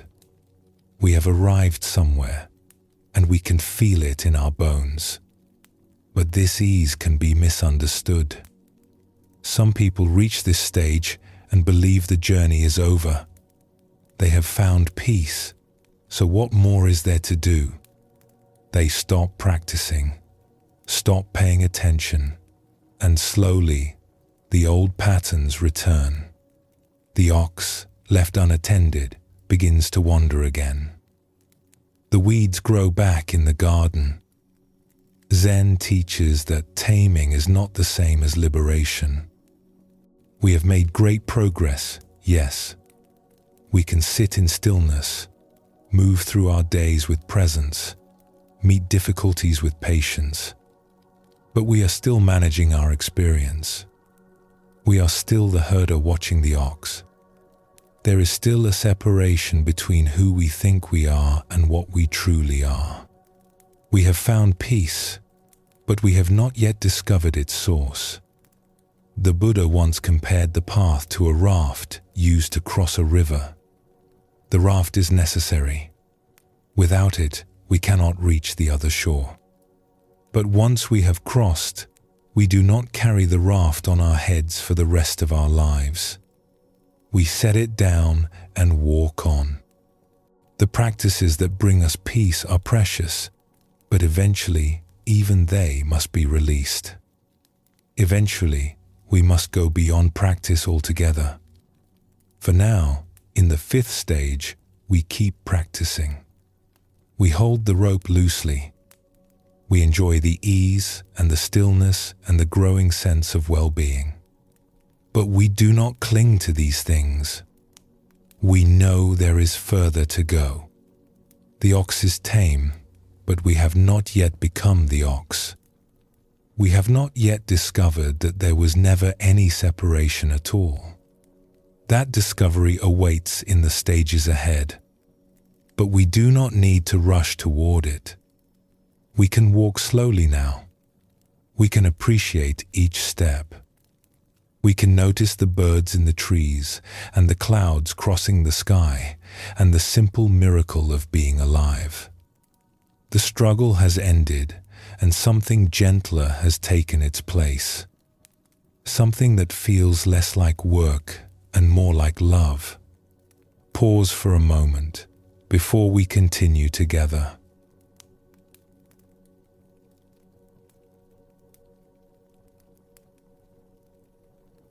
The sixth stage of awakening is called riding the ox home. In the traditional picture, we see something wonderful. The seeker is no longer walking beside the ox, holding a rope, keeping watch. Instead, they are sitting on the ox's back, relaxed and at ease, playing a flute. The ox knows the way home. The seeker does not need to guide it anymore. They can simply enjoy the ride. This is the stage where practice and life become one. There is no longer a separation between sitting in meditation and going about our daily activities. The presence we cultivated on the cushion has spilled over into everything we do. Washing dishes, walking down a path, talking with a friend, all of it becomes practice. All of it becomes an expression of our awakened nature. In the earlier stages, we had to work hard to stay present. We had to catch ourselves when we wandered, bring ourselves back again and again, struggle against the pull of distraction and habit. Even when the ox became tame, we still held the rope. We still watched. We still maintained a certain vigilance.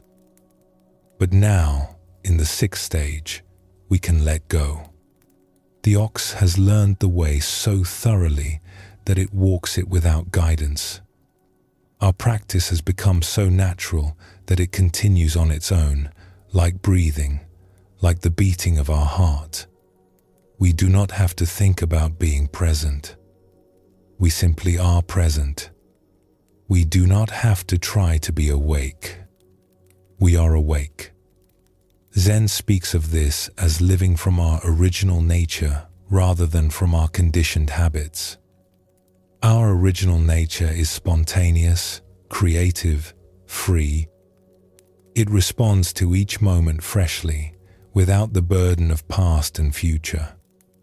When we live from this place, everything becomes lighter. Problems that once seemed heavy become manageable. Difficulties that once overwhelmed us become simply what is happening now, to be met and moved through.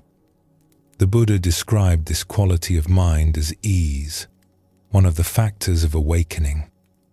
It is not the ease of laziness or avoidance, but the ease that comes from alignment. When we are aligned with our true nature, when we are no longer fighting against ourselves or against life, there is a natural relaxation. We can trust the ox to carry us. We can trust ourselves to respond appropriately to whatever arises. This trust is not blind faith. It has been earned through all the stages that came before. We have struggled with the wild ox. We have tamed it through patience and persistence. We have learned its ways, and it has learned ours. Now, finally, we can rest on its back and let it carry us home. But what does home mean in this context? In Zen, home is not a place we go to. It is a recognition of where we already are. Home is our true nature, the ground of our being, the stillness beneath all movement. We have always been home. We just did not know it. The whole journey of awakening is really a journey of recognition, of seeing what was always here, of coming back to what we never actually left. The sixth stage is when this recognition begins to stabilize. It is no longer just a glimpse or a peak experience. It is becoming our ordinary way of being. We wake up in the morning and we are home. We go about our day and we are home. We encounter difficulty and joy, loss and gain, and through all of it, we are home. The ox carries us there without us having to do anything at all. There is a Zen teaching that says, before enlightenment, chop wood, carry water. After enlightenment, chop wood, carry water. The activities are the same. What changes is how we relate to them. Before, we chopped wood thinking about something else, distracted, disconnected from our actions. After, we chop wood completely, fully present, the chopping itself a kind of meditation. There is no gap between us and what we are doing. There is no wishing to be somewhere else. There is just this, fully met, fully lived. In the sixth stage, this way of being is becoming natural. We do not have to remind ourselves to be present. Presence is simply how we are. We do not have to try to enjoy our lives. Enjoyment arises on its own when we stop resisting what is. The flute plays itself, and we are both the player and the music. 2 years had passed since Ren arrived at the Temple of Still Water. 2 years of sitting, sweeping, carrying water, learning to be still. 2 years of watching the seasons turn, the plum blossoms giving way to summer heat, the autumn leaves falling into the pond, the winter snow settling on the pine branches like white silence. He was not the same person who had climbed the mountain path that first day, lost and grieving, searching for something he could not name. That person seemed like a stranger now, someone Ren had once known but could no longer quite remember. The grief for his father had not disappeared, but it had transformed into something softer, something he could hold without being cut by it. The restlessness that had driven him from his village had quieted into a deep stillness that he carried with him wherever he went. One morning in late spring, Ren was working in the temple garden when he heard something unexpected.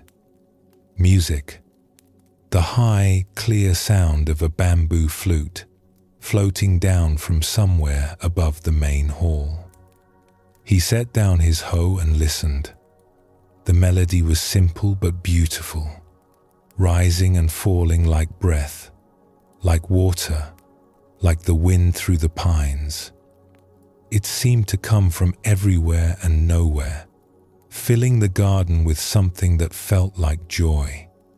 He followed the sound and found Master Sun sitting on a large flat rock at the edge of the temple grounds, playing a worn bamboo flute.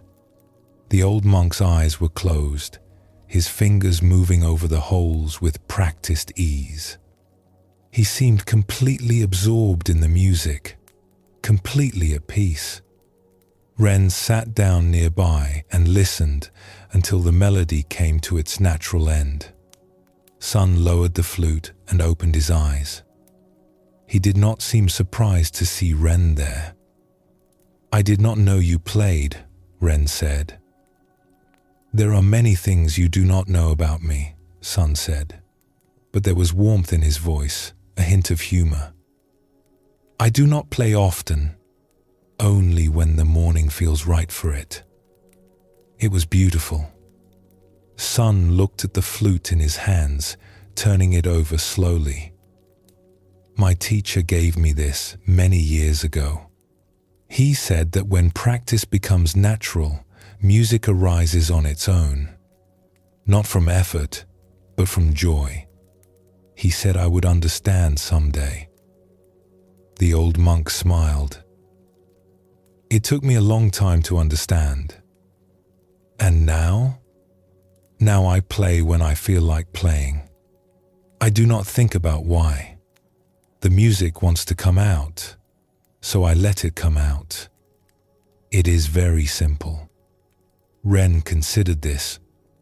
He thought about his own practice, how it had changed over the months and years. In the beginning, sitting had been a battle. Then it had become a discipline, something he did because he knew he should. Then, slowly, it had become natural, like eating or sleeping. And now, more and more often, it felt like something else entirely. Not a duty, not even a practice. Just a way of being. Just how he moved through the world. "I think I am beginning to understand," he said. Sun nodded. "You have been here long enough now. I have watched you change. In the beginning, you were like a horse straining against its reins. Then you learned to walk calmly. Now," he paused, looking at Ren with those clear, kind eyes. "Now you are ready to ride." "What do you mean?" "The next stage of the path. You have tamed the ox. You have learned to work with your mind instead of against it. But you are still walking beside it, still holding the rope, even if loosely. The question now is whether you can let go completely, whether you can trust yourself enough to climb on its back and let it carry you. Ren sat with this for a moment. The morning sun was warm on his face. Birds sang in the trees above them. Somewhere in the temple, a bell rang softly, calling the monks to their morning tasks. "How do I do that?" he asked. Sun laughed, a rare sound, free and easy. "You do not do it. That is the whole point. You stop doing and let it happen. You stop trying to be present and simply be present. You stop practicing and become the practice." He held up the flute. "When I play, I do not think about playing. I do not tell my fingers where to go. The music happens through me, not because of me. This is what it means to ride the ox home. You are no longer the one in control. You are being carried by something larger than yourself, something you can trust." Ren looked out over the temple grounds, at the gardens and buildings he had come to know so well, at the mountains rising beyond them, at the vast blue sky above. He felt something stirring in his chest, a kind of expansion, a sense of possibility he had not felt since he was a child. "I am ready," he said quietly. "I know," said Sun. "That is why I am telling you." In the weeks that followed, something shifted in Ren's experience. It was subtle at first, easy to miss if he was not paying attention. But gradually it became unmistakable. The boundaries between practice and ordinary life began to dissolve. He would be washing dishes in the kitchen, his hands in the warm water, and he would realize that he was completely present, completely absorbed in the simple act of cleaning, not thinking about anything else, not wishing he was somewhere else, just washing, just water, just the feeling of ceramic beneath his fingers. He would be walking from one building to another, and he would notice the way his feet touched the ground, the way his body moved through space, the way the air felt against his skin. Each step was complete in itself. Each moment was enough. He began to feel a kind of joy that he had never experienced before. Not the joy of getting something he wanted, or of accomplishing something difficult. A quieter joy, without cause or object. It arose in the morning when he opened his eyes. It was there when he sat in meditation, when he worked in the garden, when he lay down to sleep at night. It did not depend on circumstances.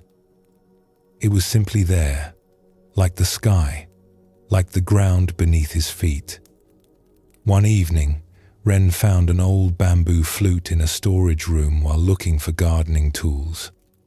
It was dusty and forgotten, probably left behind by some monk long ago. He cleaned it off and, on impulse, raised it to his lips. He did not know how to play. He had never learned music of any kind. But he blew gently across the hole, and a note came out, pure and clear. He moved his fingers randomly over the holes, and more notes followed, not a melody exactly, but something, a sound, an expression.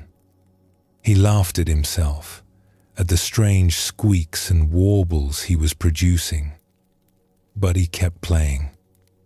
Night after night, after his duties were done, he would take the flute to a quiet corner of the temple grounds and experiment, not trying to learn proper technique, not trying to play any particular song, just making sounds, letting them come, seeing what wanted to emerge.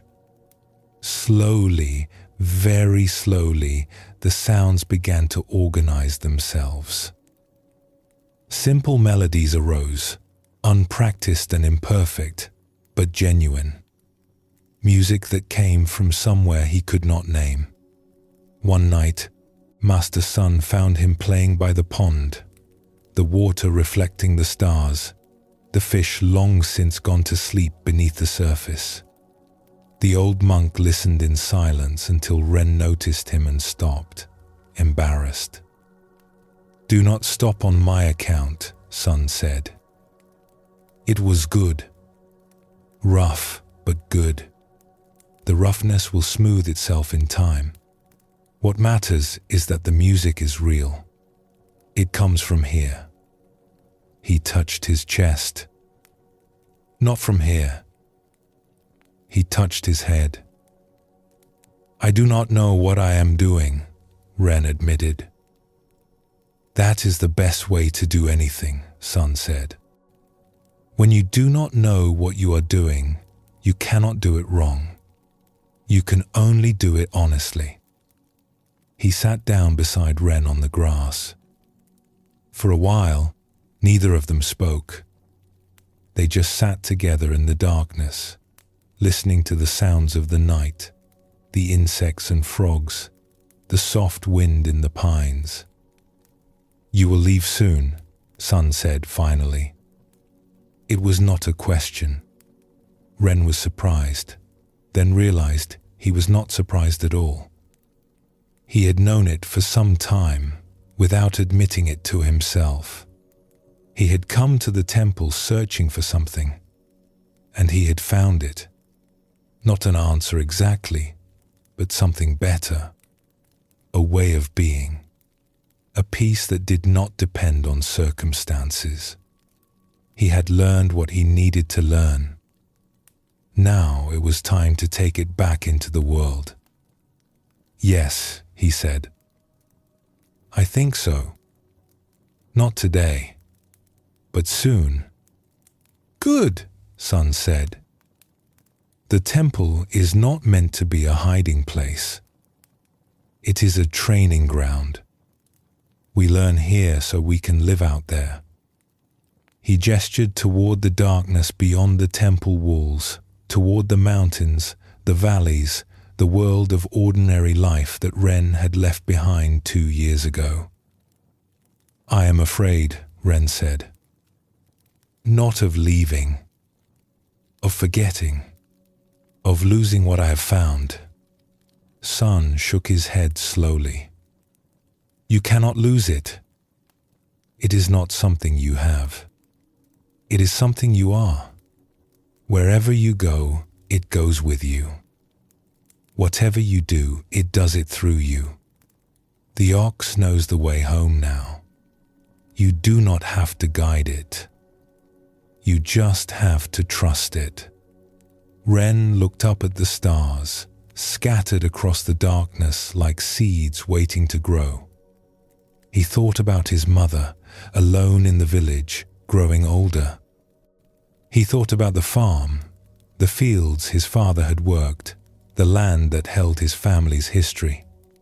He thought about all the people he had never met, all the lives he had never touched, all the world he had not yet seen. He raised the flute to his lips and began to play. The melody was simple, imperfect, but it was his.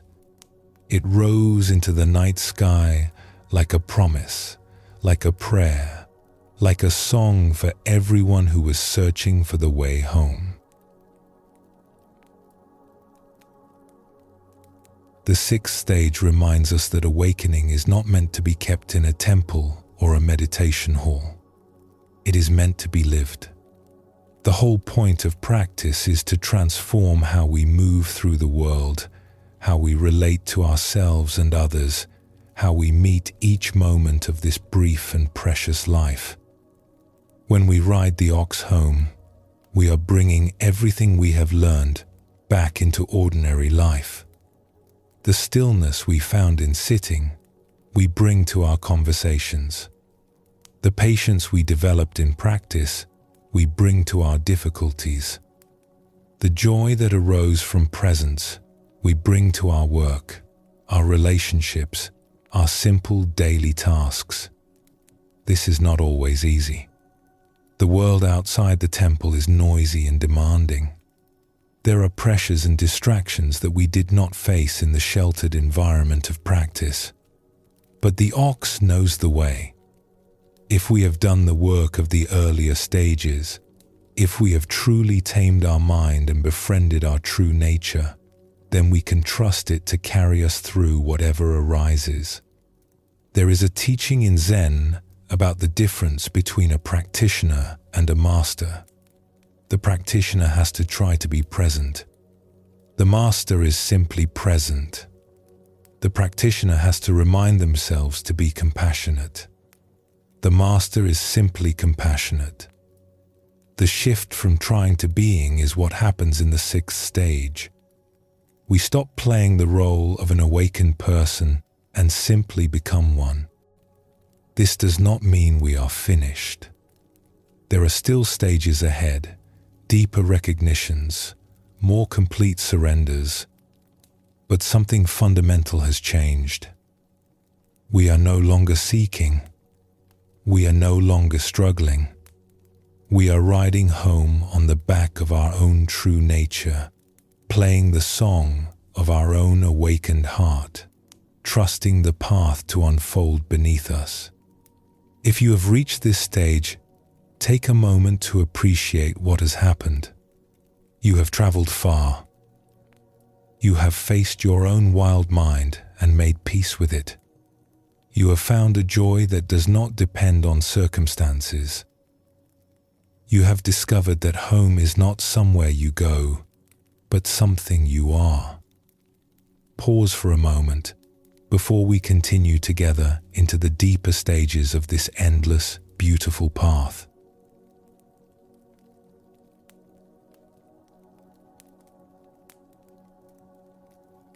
The seventh stage of awakening is called the ox transcended.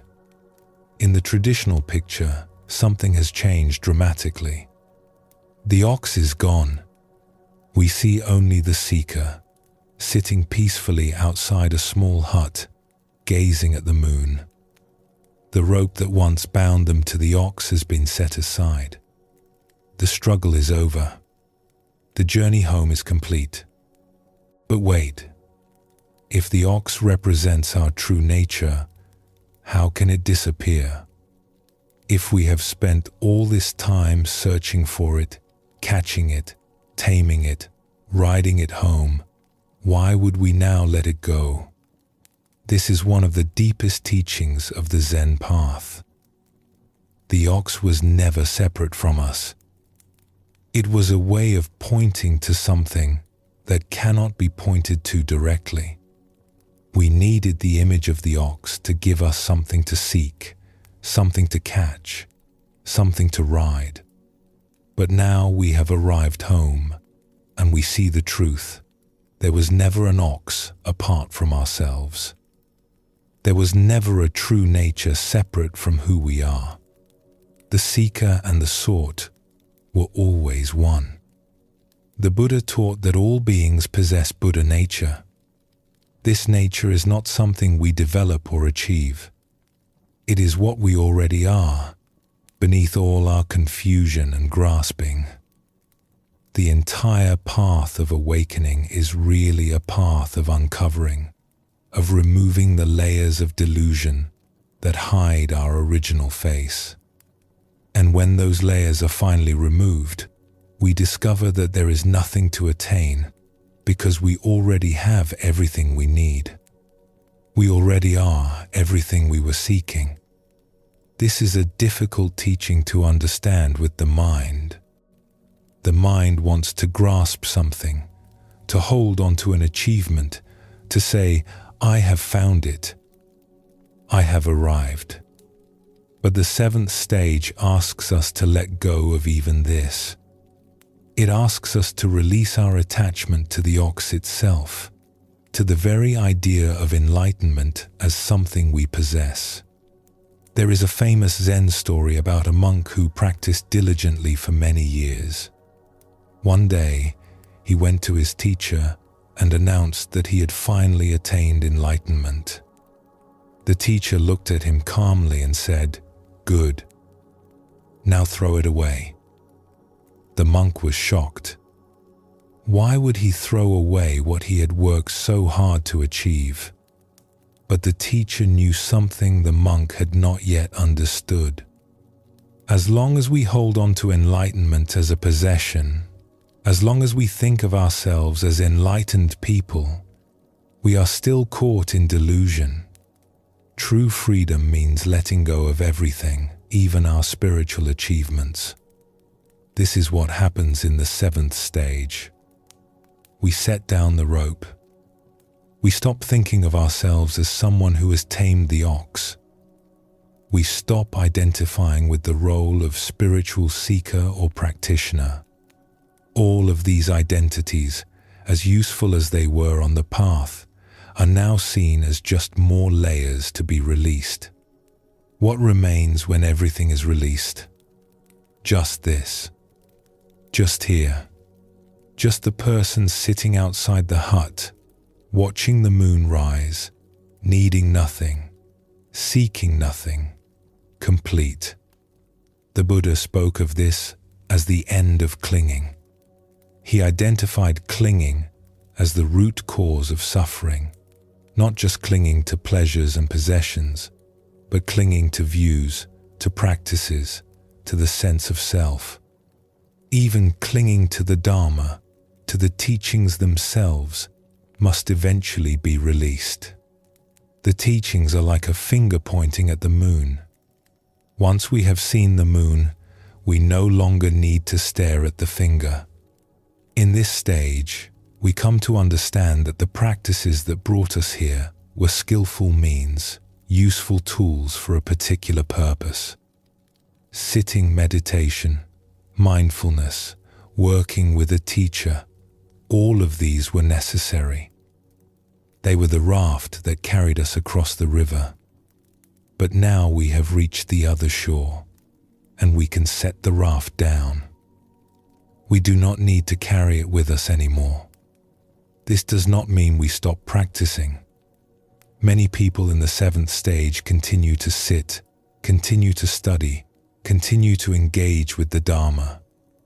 But the relationship to practice has changed. We no longer practice to get somewhere. We no longer practice to improve ourselves or to achieve enlightenment.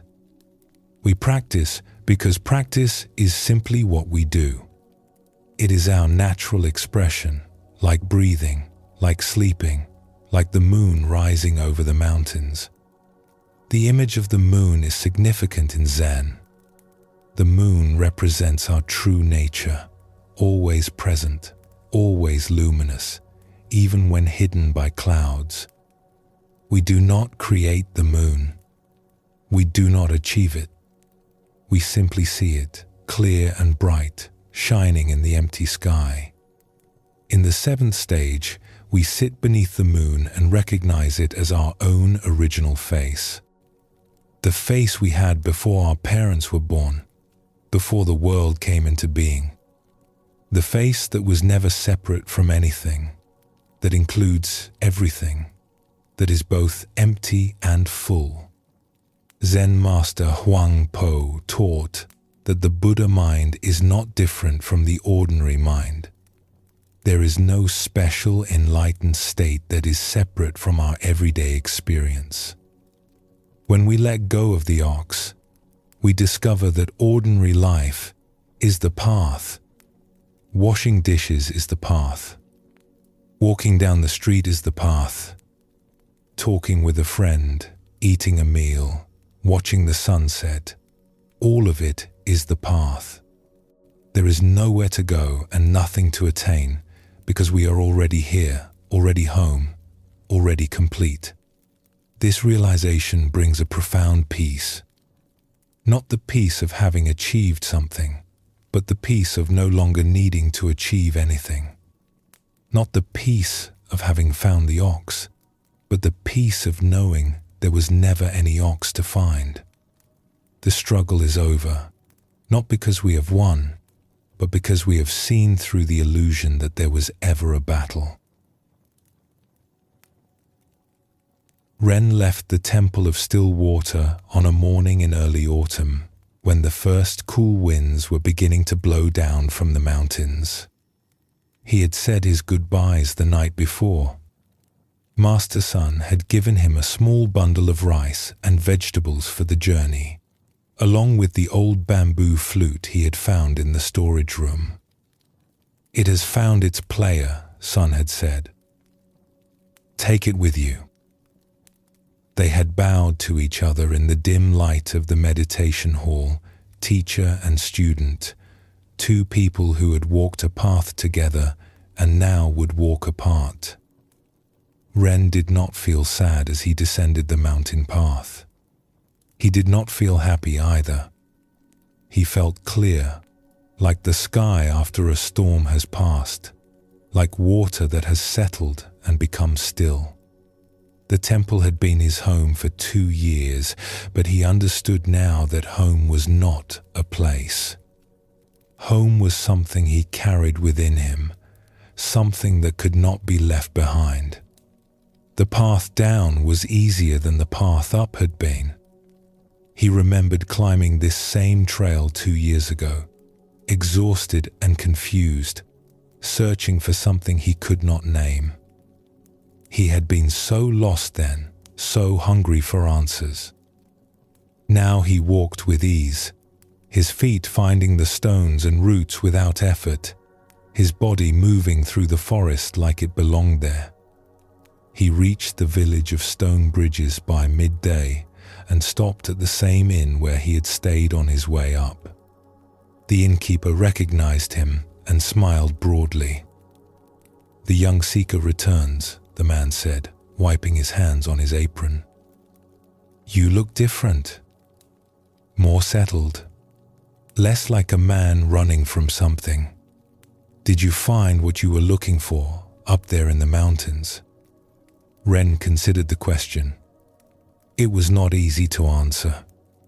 He had found something, yes, but it was not what he had expected. He had expected to find an answer, a truth, a state of being that would solve all his problems and make him whole. Instead, he had found something simpler and stranger. He had found that there was nothing to find. He had found that he had always been complete. He had found that the searching itself had been the only thing standing between him and peace. "I found that I was not lost," Ren said finally. The innkeeper laughed, not understanding but not needing to. "Well, you look well fed at least. The temple must have good cooks. Better than my wife, if I am honest." Ren smiled and ordered a bowl of noodles. He ate slowly, tasting each bite, noticing the texture of the noodles, the warmth of the broth, the subtle flavors of ginger and onion. He watched the people move through the inn, merchants and travelers, farmers coming in from their fields, a young mother with a child on her hip. Everyone going somewhere, doing something, caught up in the business of their lives. He felt a quiet compassion for all of them, for the way they hurried and worried, for the way they chased after happiness without realizing it was already here, waiting to be noticed. After eating, he continued on his way. The road wound down through forests and fields, past villages and farms, through landscapes that were both familiar and new. He had walked this road before, but he had not really seen it. He had been too caught up in his thoughts, too focused on where he was going. Now he saw the red of the autumn leaves, the grey of the stones, the blue of the sky, vast and empty, holding everything. He walked for several days, sleeping under trees when the weather was mild, staying at small inns when it rained. He did not hurry. He did not have a schedule to keep. Each step was complete in itself. Each moment was enough. One evening, as he sat by a small stream, watching the water flow over the rocks, he thought about the ox. For so long, he had been focused on catching it, taming it, riding it home. It had been his constant companion, his project, his purpose. The ox had given shape to his journey, something to aim for, something to measure his progress against. But now, sitting by this stream, with the evening light turning golden on the water, he realized he had not thought about the ox in days. It had slipped away without him noticing, like a dream fading upon waking, like mist burning off in the morning sun. Where had it gone? He looked around, half expecting to see it standing in the shadows beneath the trees, watching him with those calm eyes. But there was nothing. Just the stream flowing endlessly over the rocks. Just the trees with their leaves beginning to turn. Just the darkening sky and the first stars beginning to appear, one by one, like old friends arriving for a gathering. And then he understood. The ox had not gone anywhere. It had never been separate from him. It was the stream, this very stream, flowing without effort, without destination. It was the trees, standing patient and still, their roots drinking deep from the earth. It was the sky and the stars and the cool evening air filling his lungs.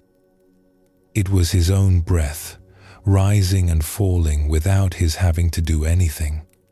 It was his own heartbeat, steady and faithful, marking the rhythm of his life. It was his own awareness, watching itself, knowing itself, needing nothing outside itself to be complete. He laughed out loud, startling a bird from a nearby bush. The bird flew up into the darkening sky, and Wren watched it go, still laughing. All that searching, all that effort, and the whole time he had been sitting in the middle of what he was looking for. He took out his flute and began to play. The melody that arose was simple and unhurried, matching the flow of the stream, the rustle of the leaves, the rhythm of the evening. He was not trying to play anything in particular. He was just letting the music come, letting it express something that could not be put into words. As he played, he felt a deep gratitude arise. Gratitude for the path that had brought him here. Gratitude for his father, whose death had set him on this journey. Gratitude for his mother, waiting for him in the village, not knowing that her son was on his way home. He played until the stars filled the sky, until the stream was just a sound in the darkness, until the music faded into silence. Then he put the flute away and lay down on the soft grass, looking up at the vast expanse above him. There was nothing to achieve, nothing to become, nothing to hold on to. Just this, just here, just the stars and the stream and the cool grass beneath his back. He closed his eyes and slept deeply and peacefully, without dreams. The next morning, he woke with the sun and continued on his way. The road was beginning to look familiar now. He recognized the shape of certain hills, the curve of certain rivers. He was getting close to home, but the word home no longer meant what it once did. It was not just a village, a farm, a place where his mother waited. It was something vaster and simpler. It was the ground beneath his feet, wherever he stood. It was the sky above his head, wherever he walked. It was the present moment, fully lived, fully met, complete in itself. He thought about what he would say to his mother. How could he explain what had happened to him? How could he describe the journey he had taken, the ox he had caught and tamed and finally released? He did not have words for it. Perhaps he would not need words. Perhaps just being with her, present and clear, would be enough. As he walked, he noticed he was no longer thinking about the future. He was not planning what he would do when he arrived, not rehearsing conversations, not worrying about how things would go. He was simply walking. One step, then another. The road unfolding beneath him, the world unfolding around him, everything arising and passing away in its own time. This was freedom, he realized. Not freedom from anything, but freedom to be fully here, fully alive, without the burden of past and future. The ox was gone, and with it, all the weight he had been carrying.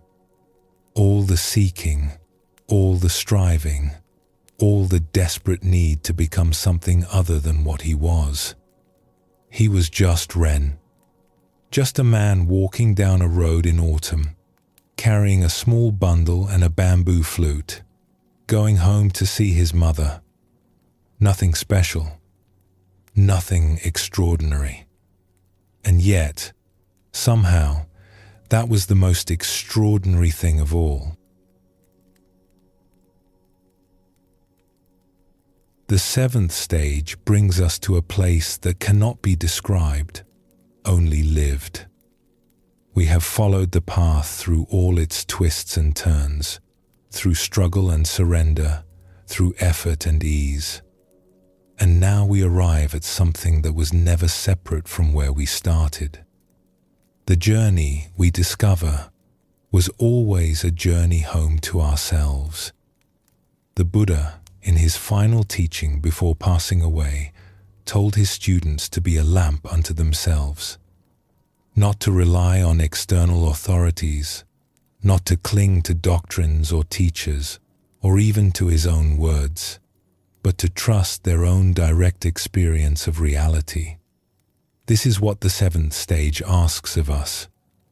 We let go of everything we have learned, not because it was wrong, but because we no longer need it in the same way. We have internalized the teachings so completely that they have become invisible, like the air we breathe, like the ground we walk on. Zen master Linji said, "If you meet the Buddha on the road, kill him."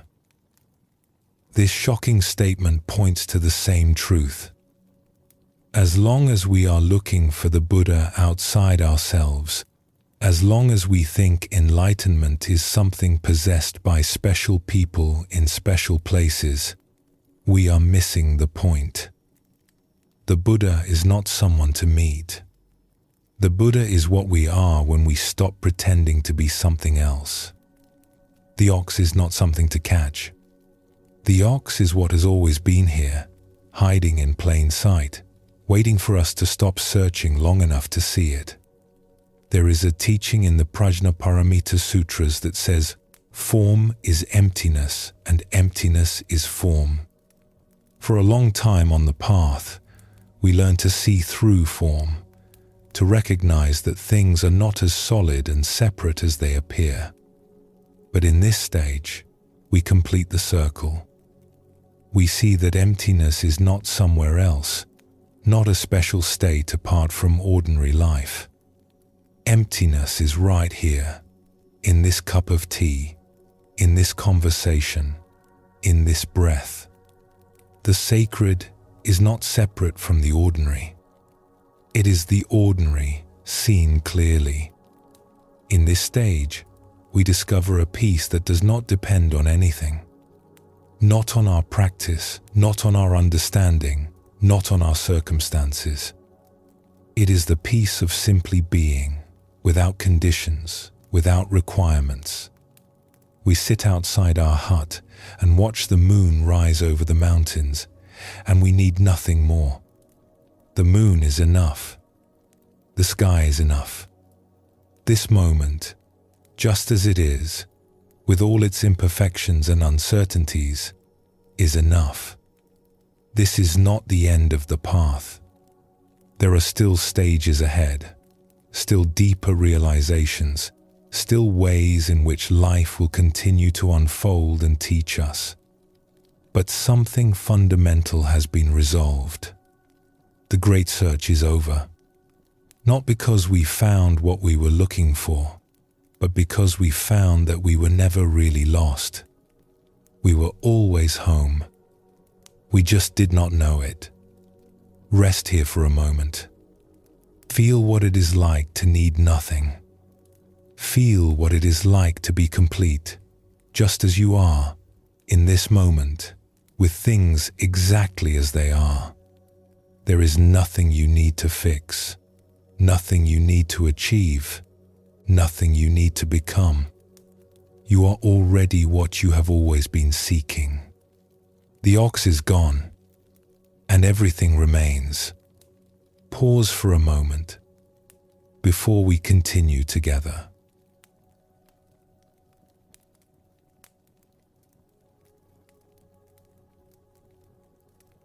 The 8th stage of awakening is called both self and ox transcended.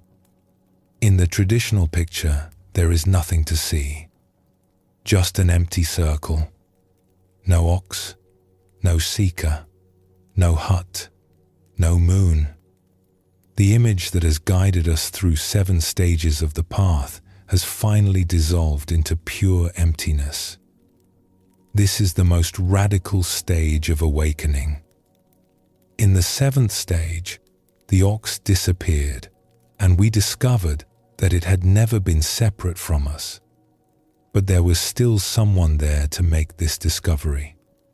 There was still a person sitting outside the hut, watching the moon, enjoying the peace of having arrived home.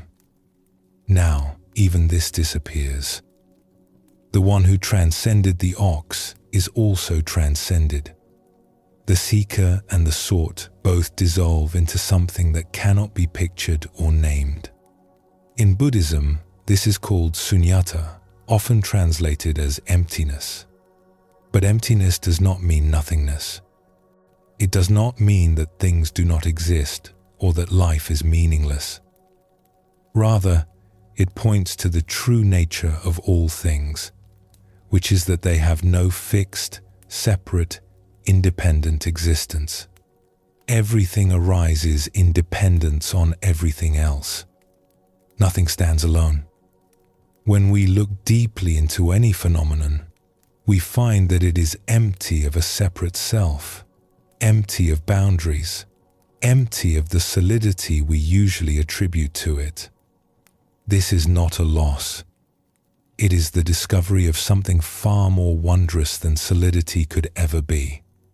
The Buddha taught that this emptiness is not something to be feared. It is actually the source of all freedom. As long as we believe in solid, separate things, including a solid, separate self, we are trapped. We grasp at what we want and push away what we do not want. We build walls around ourselves and defend them fiercely against the world. But when we see through the illusion of separateness, the walls come down. We discover that we were never separate from anything. The universe is not something we live in. It is something we are. The self we spent so much energy defending was never really there in the first place, at least not in the way we imagined. This can sound frightening to the mind. If there is no self, who am I? If everything is empty, what is the point of anything? But these questions arise from misunderstanding. Emptiness does not negate our experience. It liberates it. We still eat breakfast, still talk with friends, still feel joy and sorrow, still love and grieve and hope. but we hold it all more lightly. We are no longer fighting to protect a self that does not exist. We are no longer struggling to make permanent what is inherently impermanent. We can finally relax into the flow of things as they are.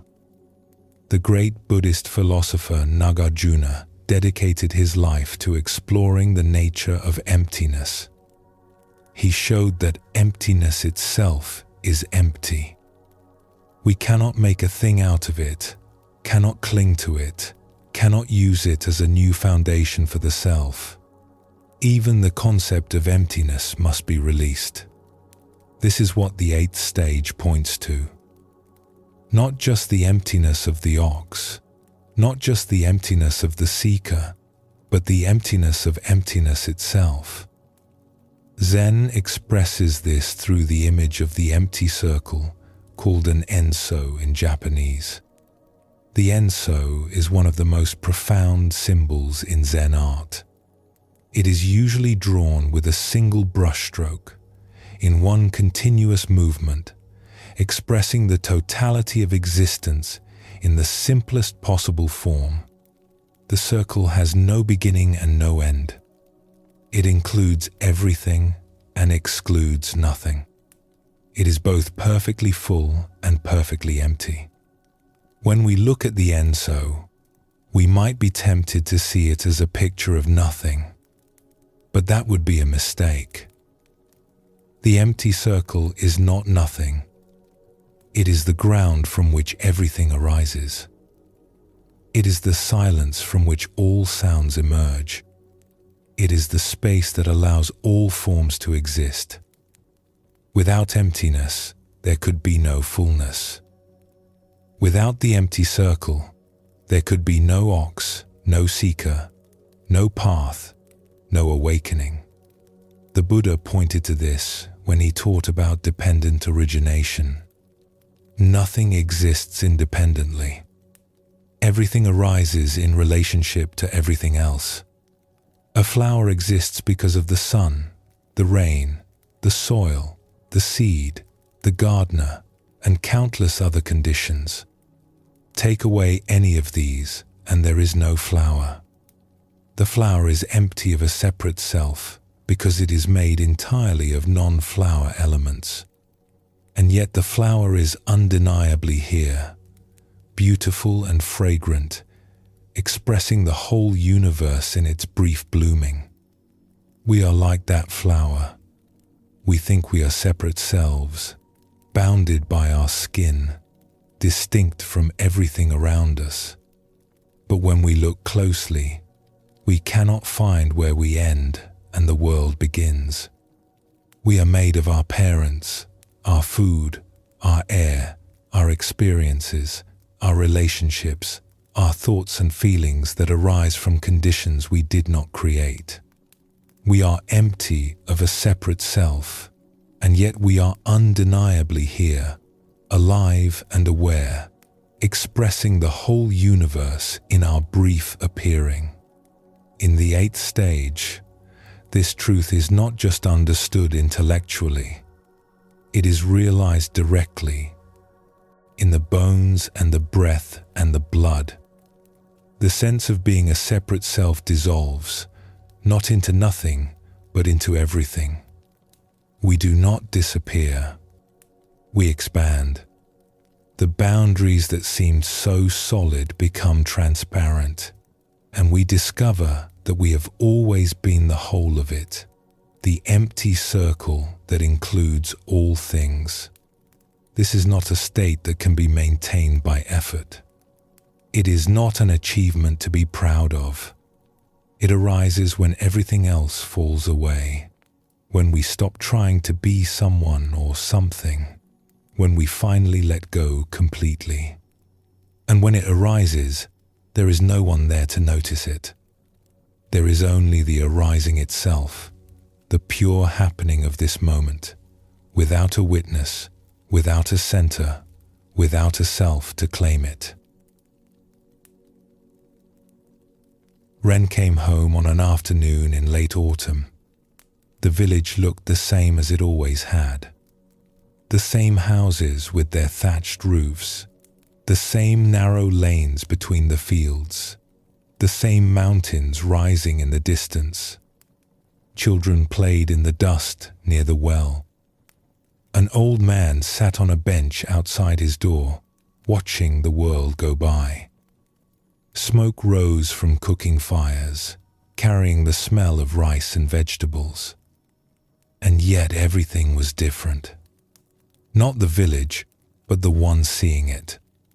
Ren walked through the familiar streets and felt as though he was seeing them for the first time. Not because they had changed, but because he had. Or rather, because the one who had left 2 years ago no longer existed. Someone else was walking these lanes now. Or perhaps no one at all. He found his mother in the garden behind their house, pulling weeds from between the rows of vegetables. She was older than he remembered, her hair grayer, her movements slower. But when she looked up and saw him standing at the gate, her face opened into a smile that erased all the years between them. "Ren," she said. Just his name. Nothing else was needed. He walked to her and they embraced. She smelled of earth and cooking smoke, the smell of his childhood, the smell of home. He held her for a long time, feeling her small body in his arms, feeling the years of separation dissolve into this single moment of reunion. "You have come back," she said when they finally stepped apart. "I have come back," he agreed.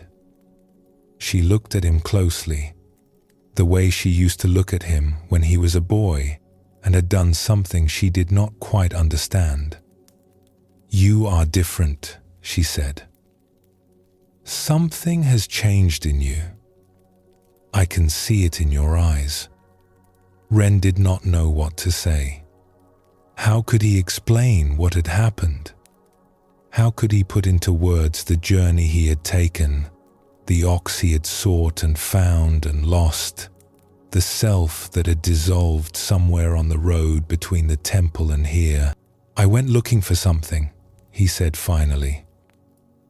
"And I found it. Or maybe I found that there was nothing to find. I am not sure I can explain it." His mother nodded slowly.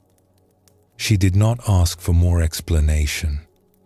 Perhaps she understood that some things cannot be explained, only lived. Perhaps she had her own wisdom, gathered over decades of planting and harvesting, of watching things grow and die and grow again. "Come inside," she said. "You must be hungry. I will make you something to eat." They walked into the house together. It was smaller than Ren remembered and darker, but it felt right. It felt like exactly where he was supposed to be. He sat at the low table where he had eaten thousands of meals as a child and watched his mother move around the kitchen, preparing rice and vegetables, heating water for tea. "I thought about you every day," she said without turning around. "I wondered where you were, what you were doing, if you were safe, if you were happy." "I thought about you too," Ren said. "I wanted to come back sooner, but I was not ready." "And now you are ready?" Ren considered the question. Was he ready? He did not feel ready for anything in particular. He did not feel like he had completed something or achieved something. He just felt empty, in the best possible way. Empty of striving, empty of seeking, empty of the need to be anywhere other than where he was. "I do not know if ready is the right word," he said. "I just knew it was time." His mother brought the food to the table and sat across from him. They ate in silence for a while, the comfortable silence of two people who do not need to fill the space with words. Outside, the afternoon light was fading, turning golden, then orange, then grey.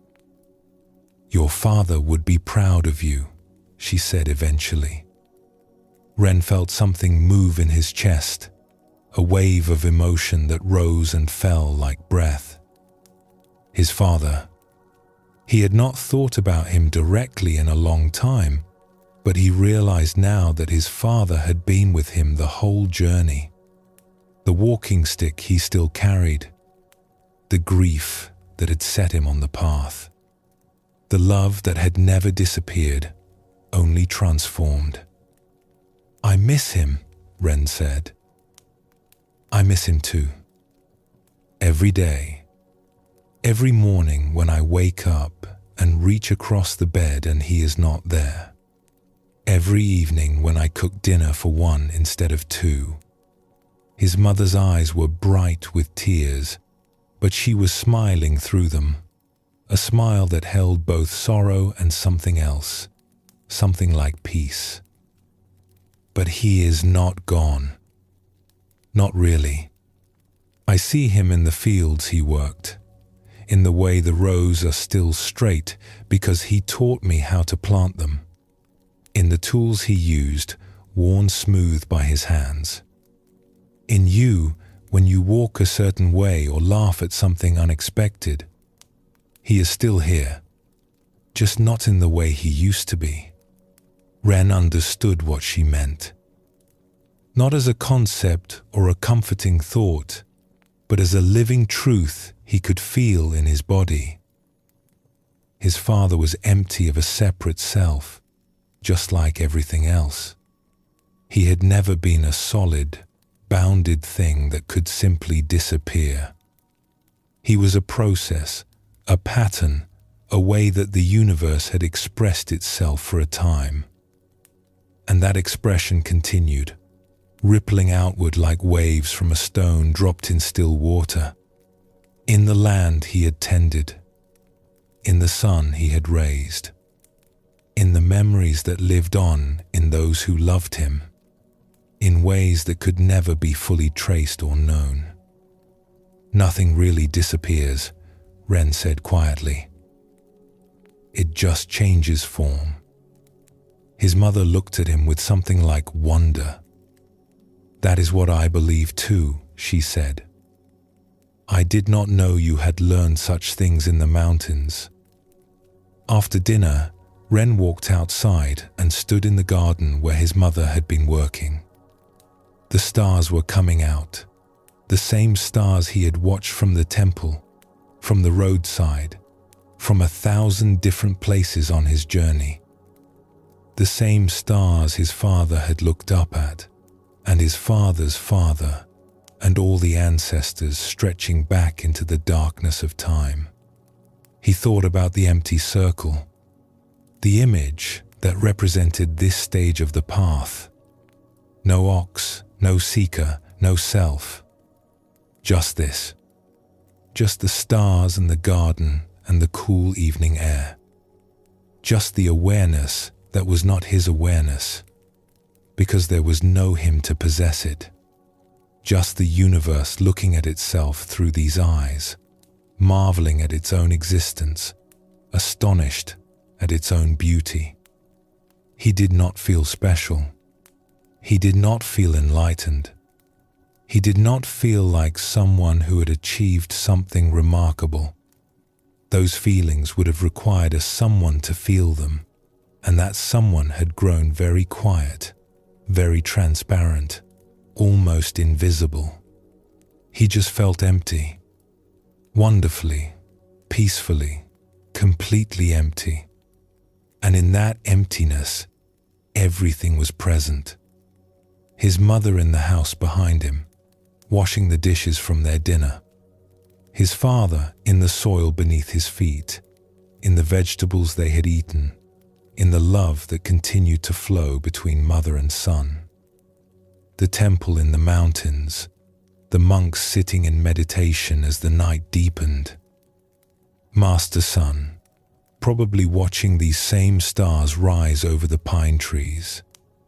All of it here, All of it now, all of it one seamless whole without edges or boundaries. He took out his flute and raised it to his lips.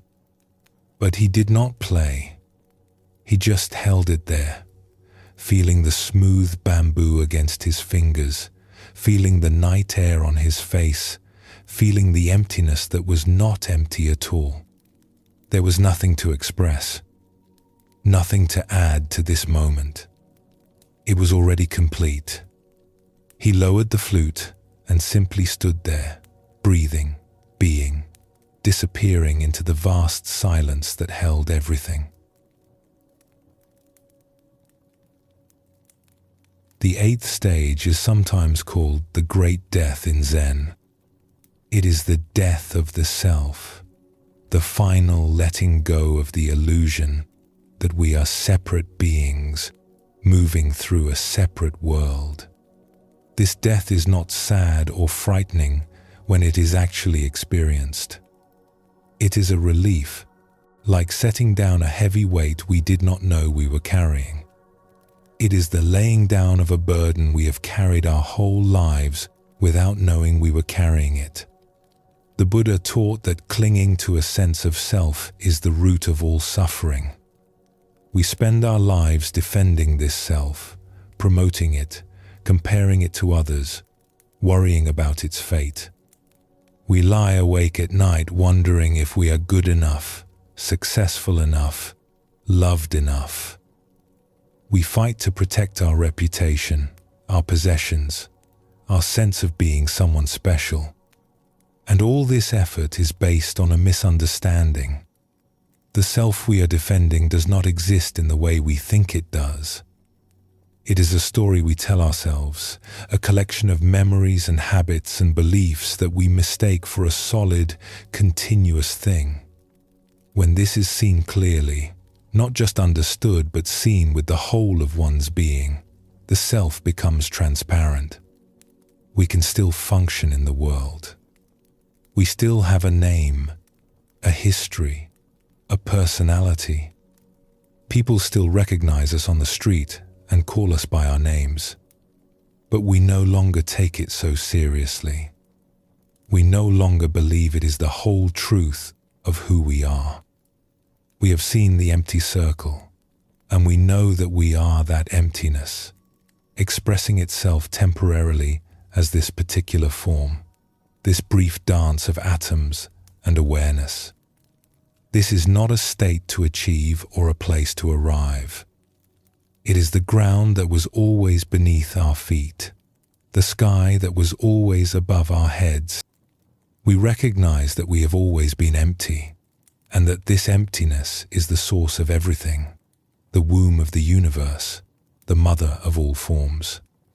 The empty circle holds everything, your joys and sorrows, your seeking and finding, your life and death, all of it arising from emptiness, dancing for a while in the light of awareness, returning to emptiness when its time is done. Nothing is lost. Nothing is gained. Everything is exactly as it has always been, perfect and complete, needing nothing added, nothing taken away. Rest here in the empty circle. Let yourself dissolve into what you have always been. There is nothing to fear. There is nothing to hold on to. There is only this, vast and silent, and infinitely full. The empty circle that is also the fullest thing in the universe.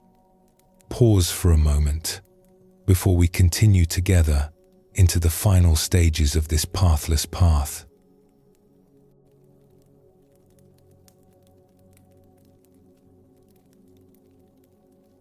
The ninth stage of awakening is called reaching the source. In the traditional picture, we see something surprising. After the empty circle of the eighth stage, where everything disappeared into pure emptiness, now the world returns. We see a simple scene from nature, a river flowing, flowers blooming, trees standing in their ordinary beauty. No person, no ox, no seeker. Just the world as it is, fresh and vivid and completely itself. This stage reveals one of the deepest truths of the Buddhist path. The source we have been seeking is not somewhere else. It is not hidden behind the world or above it or beyond it. The source is right here, in the ordinary unfolding of things as they are. The river flowing is the source. The flowers blooming are the source. This moment, exactly as it is, with nothing added and nothing taken away, is the source. In the earlier stages of the path, we learn to see through the illusion of solid, separate things. We discovered emptiness, the vast openness that underlies all phenomena. This was a crucial insight, a necessary step on the journey. But if we stop there, if we cling to emptiness as the final truth, we have not yet completed the path. The Buddha's teaching is not that the world is empty and therefore unreal. It is that the world is empty and therefore miraculous. Because things have no fixed, separate essence, they can arise at all. Because everything is interconnected, everything is possible. Emptiness is not the negation of form. It is the womb from which all forms are born.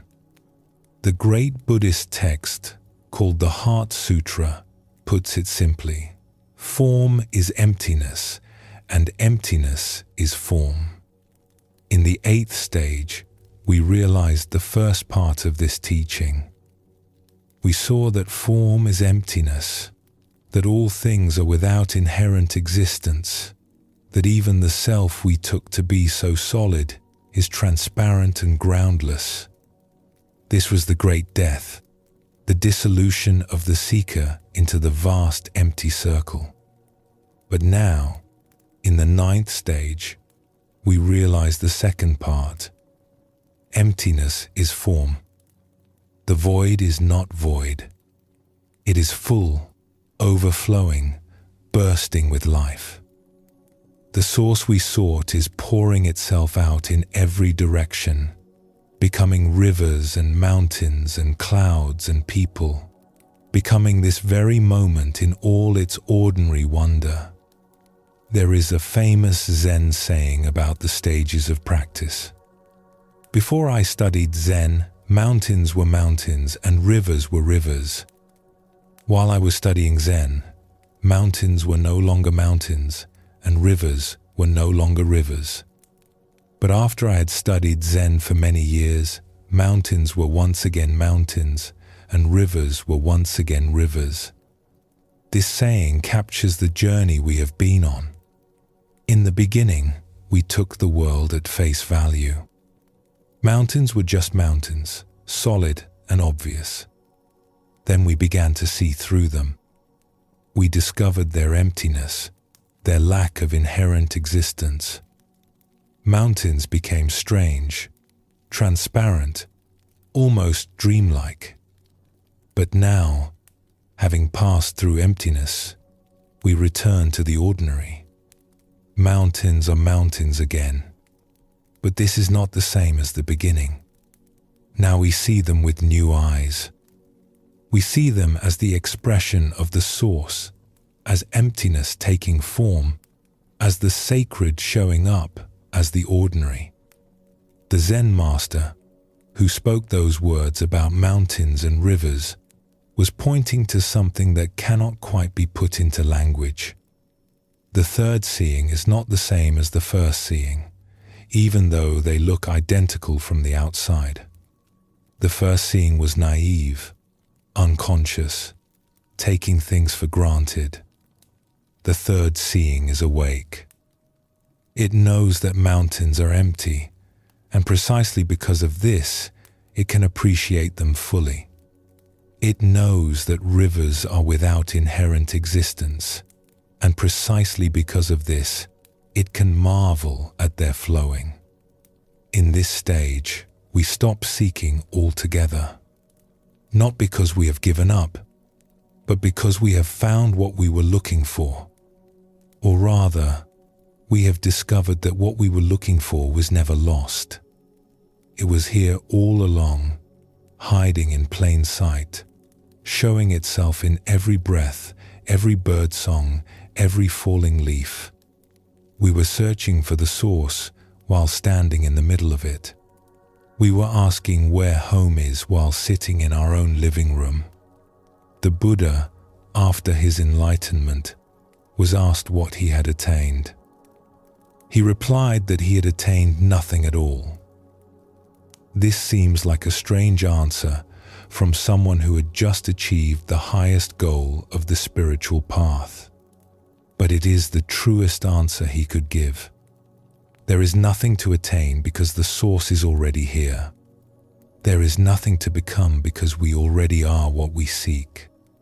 The whole journey of awakening is really a journey of recognition, of seeing what was always present, of waking up to the miracle of ordinary existence.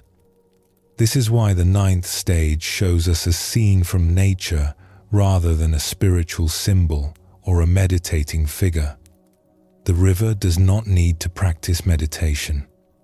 The flowers do not need to attain enlightenment. They are already expressing the source perfectly, just by being what they are.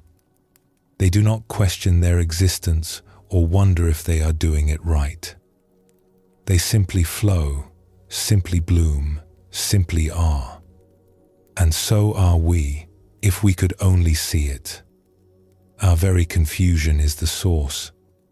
Our seeking is the source. Even our suffering, even our mistakes, even our darkest moments are the source taking form, the emptiness expressing itself in yet another way. This does not mean that the path was unnecessary.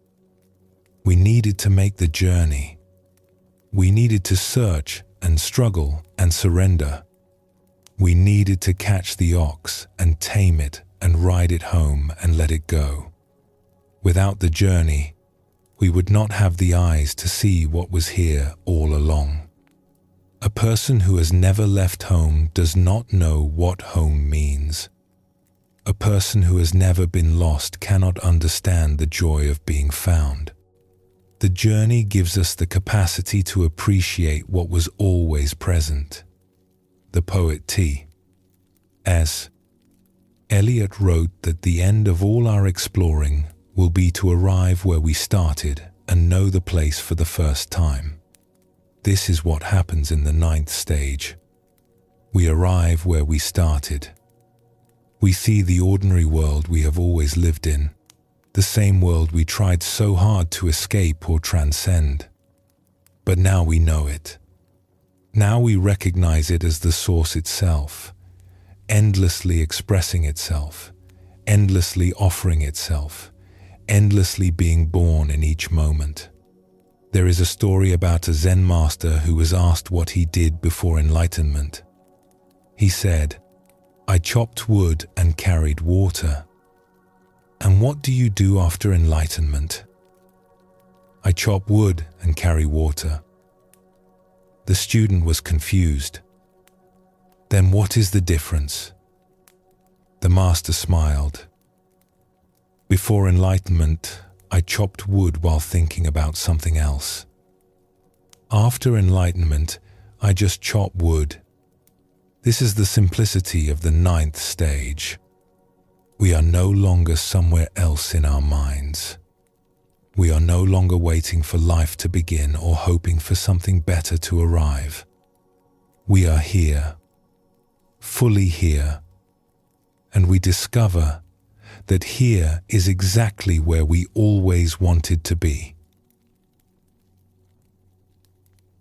The days settled into a quiet rhythm. Ren woke each morning before dawn, as he had at the temple.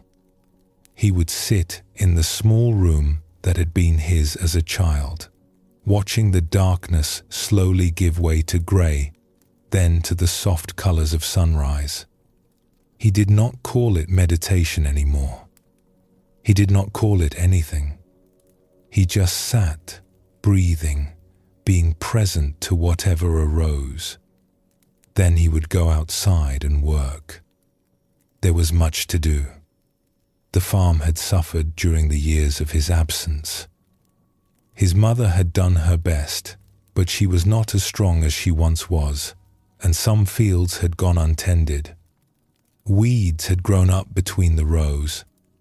Fences had fallen into disrepair. The irrigation channels were clogged with debris. Ren threw himself into the work, not with the desperate energy of someone trying to escape himself, as he might have done in the past. With a quiet joy, he cleared the weeds and felt the soil in his hands. He repaired the fences and felt the wood smooth under his palms. He dug out the irrigation channels and watched the water begin to flow again, clear and cold from the mountain springs. His mother watched him with wonder. "You work differently than you used to," she said one evening as they sat together after dinner. "You seem to enjoy it more." Ren considered this. "I used to think work was something to get through," he said. "A means to an end. Now it just seems like life. No different from eating or sleeping or sitting in the morning." "Your father was like that," she said. "Toward the end especially. He would spend hours in the fields and come home tired but happy. I asked him once what he thought about while he worked. He said he did not think about anything. He just worked." Ren smiled. He understood now what his father had discovered, perhaps without ever naming it. The source was not somewhere else. It was here, in the work itself, in the soil and the water and the growing things. You did not need to go to a temple to find it.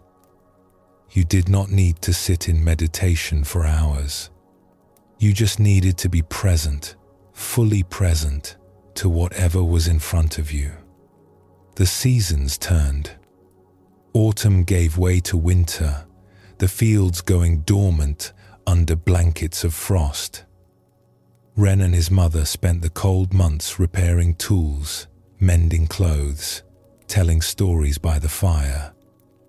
She told him about his father as a young man, how they had met, how he had courted her with wildflowers and clumsy poems.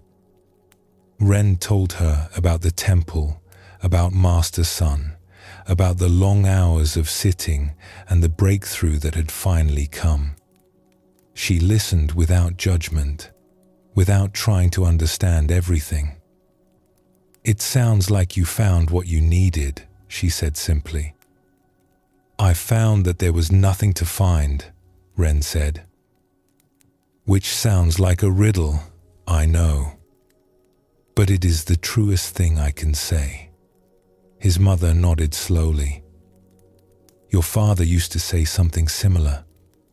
He said the meaning of life was not something you could figure out. It was something you had to live.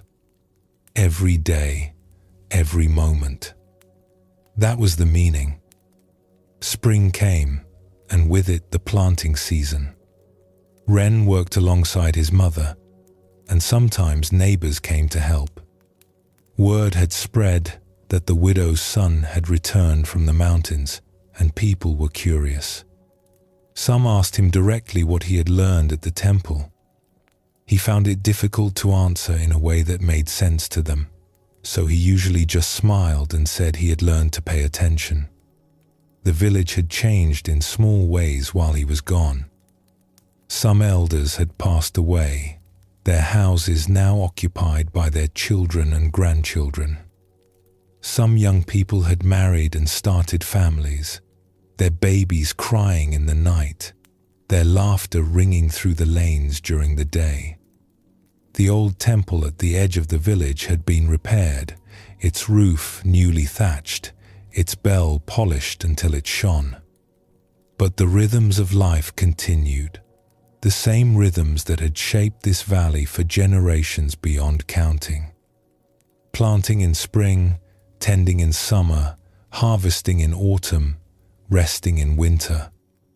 Birth and death, joy and sorrow, the endless turning of the wheel.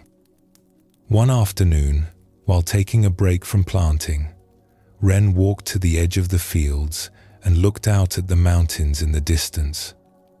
They were the same mountains he had crossed to reach the temple, the same mountains he had gazed at as a restless young man, longing for something he could not name. He remembered standing in almost this exact spot years ago, feeling like his life was incomplete, like the answer to all his questions was waiting somewhere on the other side of those blue peaks. They looked different now, not because they had changed, but because he had. Before, the mountains had seemed like a barrier, something to be crossed in order to reach somewhere better.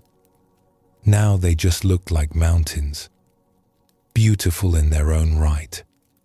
Part of the landscape he called home. He realized he had stopped dividing the world into sacred and ordinary. The temple had been a sacred place, yes, but so was this field. So was his mother's kitchen. So was the path where children played and old men sat in the sun. Every place was the source, expressing itself in its own way. Every moment was an invitation to wake up. A butterfly landed on a nearby flower, its wings opening and closing slowly. Ren watched it without thinking anything in particular. Just watching. Just being present to this small miracle of color and movement.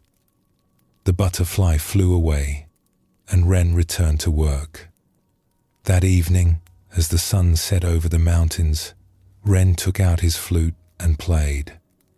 He sat on a low wall at the edge of the garden, and the melody that emerged was different from what he had played before. Simpler, closer to silence.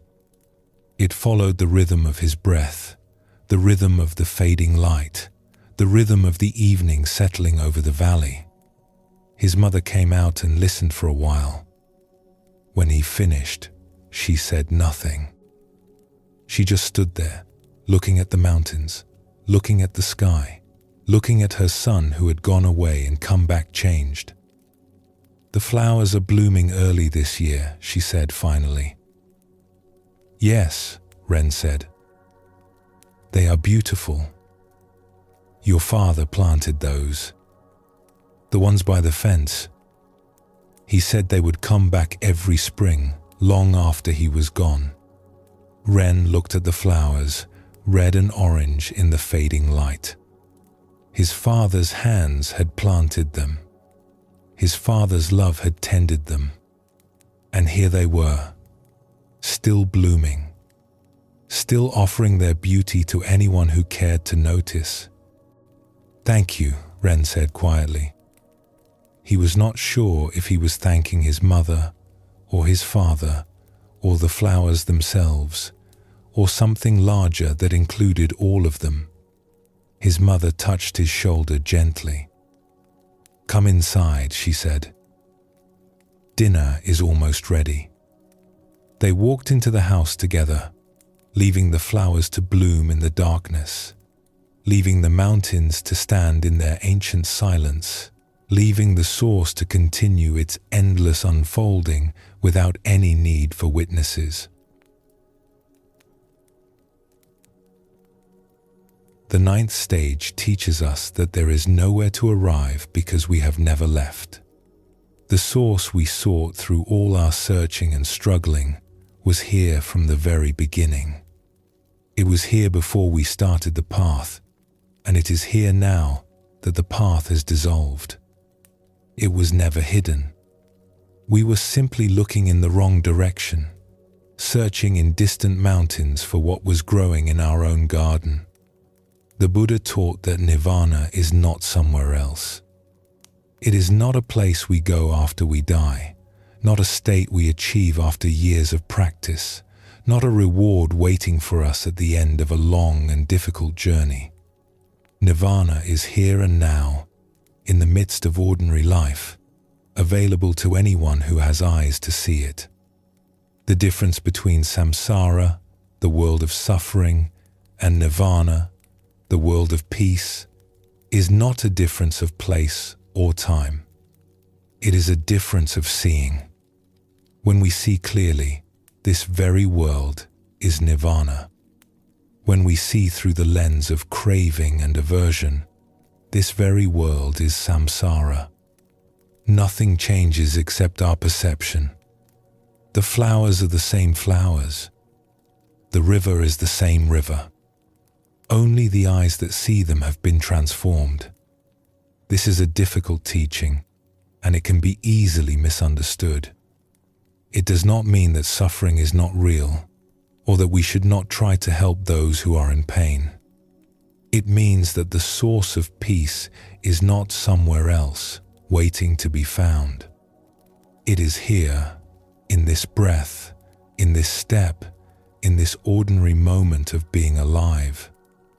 The Zen master Layman Pang, after years of practice, said that his supernatural power and marvelous activity was simply drawing water and carrying firewood. This was not false modesty. It was the deepest truth. When we are awake, the most ordinary activities are miraculous. Drawing water, we draw the whole universe. Carrying firewood, we carry the source itself. In this stage, we stop looking for special experiences. We stop waiting for enlightenment to arrive. We realize that it has already arrived, that it was never absent, that it is showing itself right now in the sound of traffic outside the window, in the feel of clothes against our skin, in the taste of morning tea. There is nothing that is not the source. There is nowhere we can go that is outside the source. We have finally come home, not to a place, but to a way of seeing. The river flows. The flowers bloom. The mountains stand silent against the sky. This is the source, pouring itself out, hiding in plain sight, offering itself to anyone who is willing to receive it. Rest here for a moment. Look around you at whatever is present. The walls of your room, the light through the window, the sounds in the distance. All of it is the source. All of it is sacred. All of it is home. Pause for a moment before we take the final step together.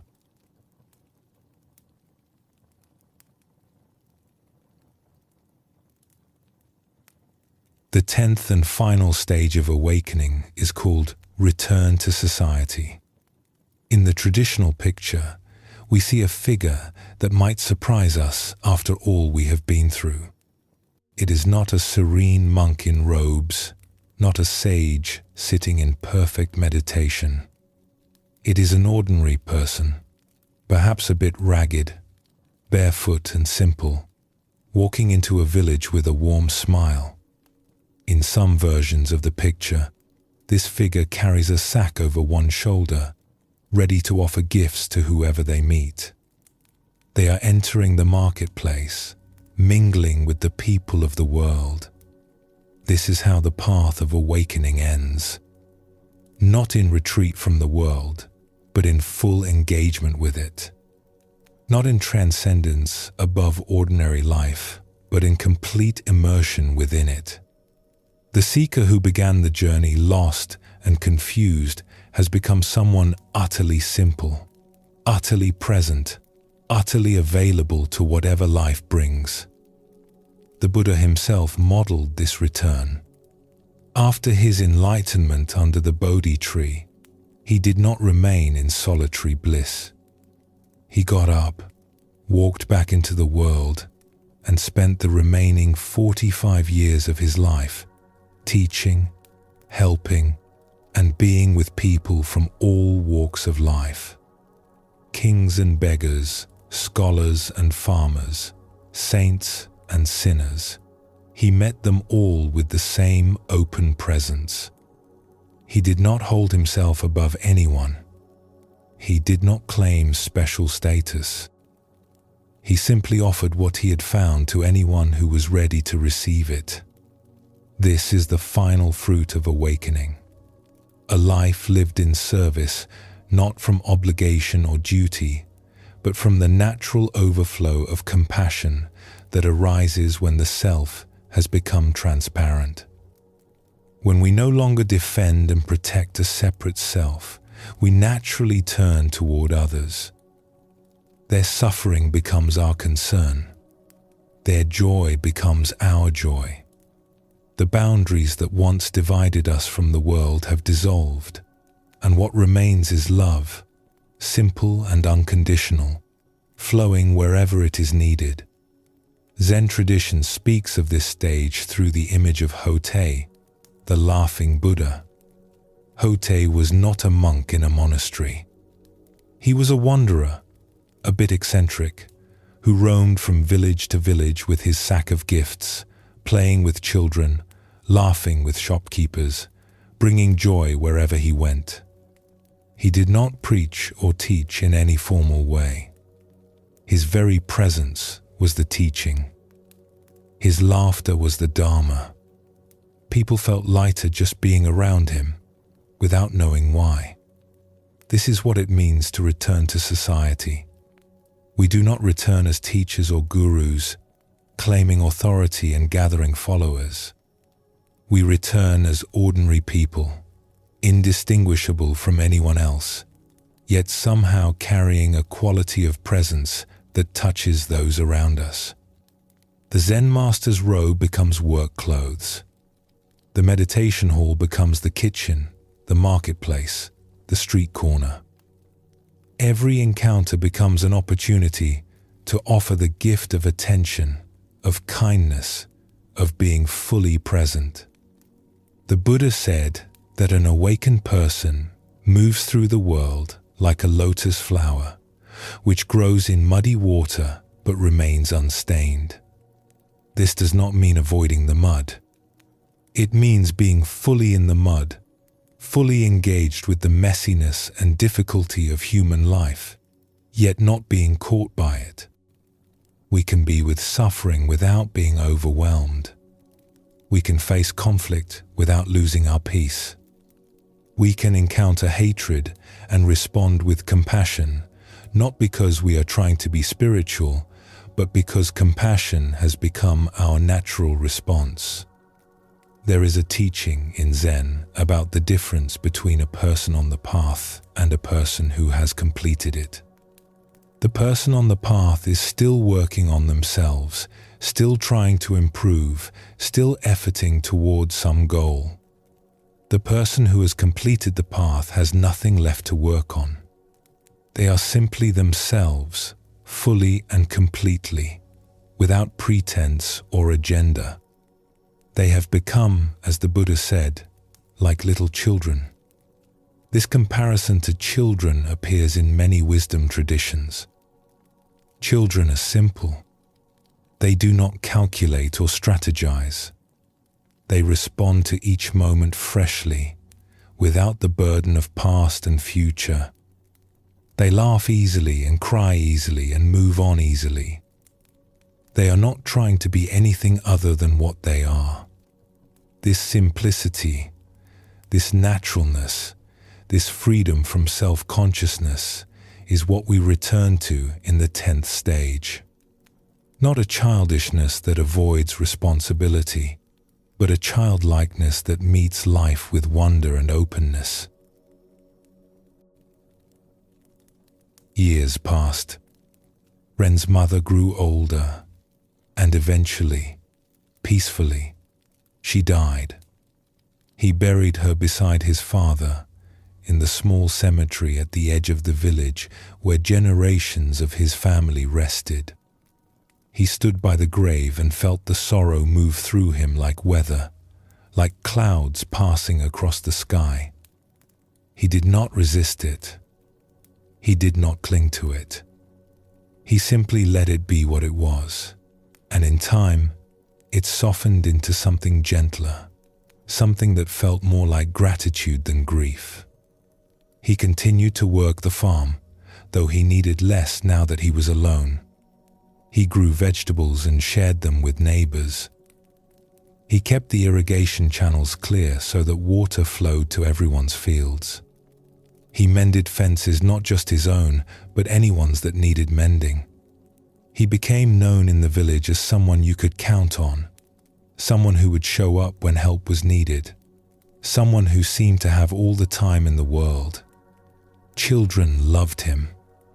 They would find him in the fields or by the river and ask him to play, and he always said yes. He would make them toys from sticks and leaves, tell them stories he half remembered and half invented, chase them through the lanes until everyone collapsed laughing. Their parents watched with a mixture of amusement and something like wonder. There was something about Ren that they could not quite name. A lightness, a presence, a way of being fully there that made everyone around him feel more fully there too. Sometimes travelers would pass through the village, and some of them would seek Ren out. Word had spread, somehow, that there was a man here who had studied at a mountain temple, who had found something worth finding. They would ask him questions about enlightenment, about the meaning of life, about how to find peace. Ren would listen to their questions carefully. Then, more often than not, he would offer them tea. Or he would ask about their journey, where they had come from, what they had seen along the way. Or he would simply sit with them in silence, watching the clouds drift across the sky. But what is the secret? They would sometimes press. What did you learn in the mountains? Ren would smile at this. I learned that there is no secret, he would say. I learned that everything you are looking for is already here. I learned that the most ordinary things are the most sacred, and that the meaning of life is to live it. This answer usually disappointed them. They wanted something more dramatic, more mysterious. They wanted techniques and practices and stages of attainment. They wanted to know that they were special, that their seeking made them different from ordinary people. They wanted the secret handshake that would admit them into the club of the enlightened. But some of them heard something in Ren's simple words, something that resonated deeper than philosophy, deeper than words themselves. They would look at him, at the way he sat so easily, at the peace in his eyes, at the way he seemed to have nowhere else to be and nothing else to do, and something would shift in them. Not a big shift, just a small opening, a crack in the shell of their seeking. And that was enough. That was the seed. That was the gift Ren had to offer, the same gift Master Soen had offered him, the same gift the old woman by the stream had offered him, the same gift that has been passed down through countless generations of ordinary people who found the extraordinary hiding in the ordinary. One evening, a young man came to see him. The young man reminded Ren of himself, long ago. The same restlessness in his eyes, the same hunger for something he could not name. I want to find what you found, the young man said. Will you teach me? Ren looked at him for a long moment. He remembered Master Soen, the day he had arrived at the temple gate, lost and grieving. He remembered the old woman by the stream who had pointed him toward the mountains. He remembered all the teachers and all the teachings, all the struggles and all the surrenders. "I cannot teach you anything," Ren said finally, "but I can sit with you. I can walk with you. I can point at the moon, though you will have to see it for yourself." The young man nodded eagerly. "Where do I start?" Ren smiled and picked up a broom that was leaning against the wall. "The courtyard needs sweeping," he said. "Start there."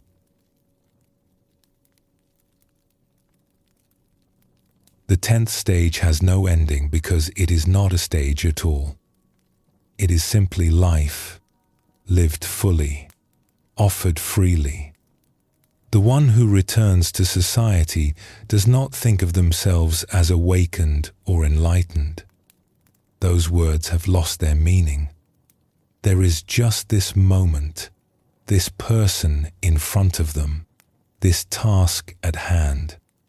There is just the endless opportunity to be kind, to be present, to be of service. The Buddha was once asked to summarize his teaching in a single phrase. He said, "I teach suffering and the end of suffering." But by the 10th stage, even this teaching has been absorbed and released. There is no more teaching, no more learning, no more path. There is just a person walking through the world with empty hands and an open heart, meeting each moment as it comes. Zen Master Yunmen said, "Every day is a good day." This is the spirit of the 10th stage. Not because every day is pleasant or easy, but because every day is an opportunity to wake up, to give, to love, even difficult days, even days of loss and pain. Every day is a good day because every day is life offering itself to us, and we are finally simple enough to receive it. The journey that began with confusion and longing ends with simplicity and peace. The seeker who searched so desperately for the ox discovers that they have become the ox, or rather, that they were always the ox, that there was never any separation. And now, having nothing left to seek, they are free to give, free to serve, free to walk into the marketplace with a smile and a sack of gifts, bringing joy to everyone they meet. This is the completion of the path. Not an ending, but a beginning. Not an achievement, but a release. The 10 stages of awakening lead us back to where we started, to ordinary life, to this moment, to here and now. And we discover that here and now is the most extraordinary place in the universe. It always was. We just needed to take the long journey to find out. The path is complete, and the path continues. Every step you take is the path. Every breath you breathe is the teaching. Every person you meet is the Buddha, waiting to be recognized. Go gently. Go simply. Go with an open heart. Sleep well, and thank you for joining us here at Sleepy Monk.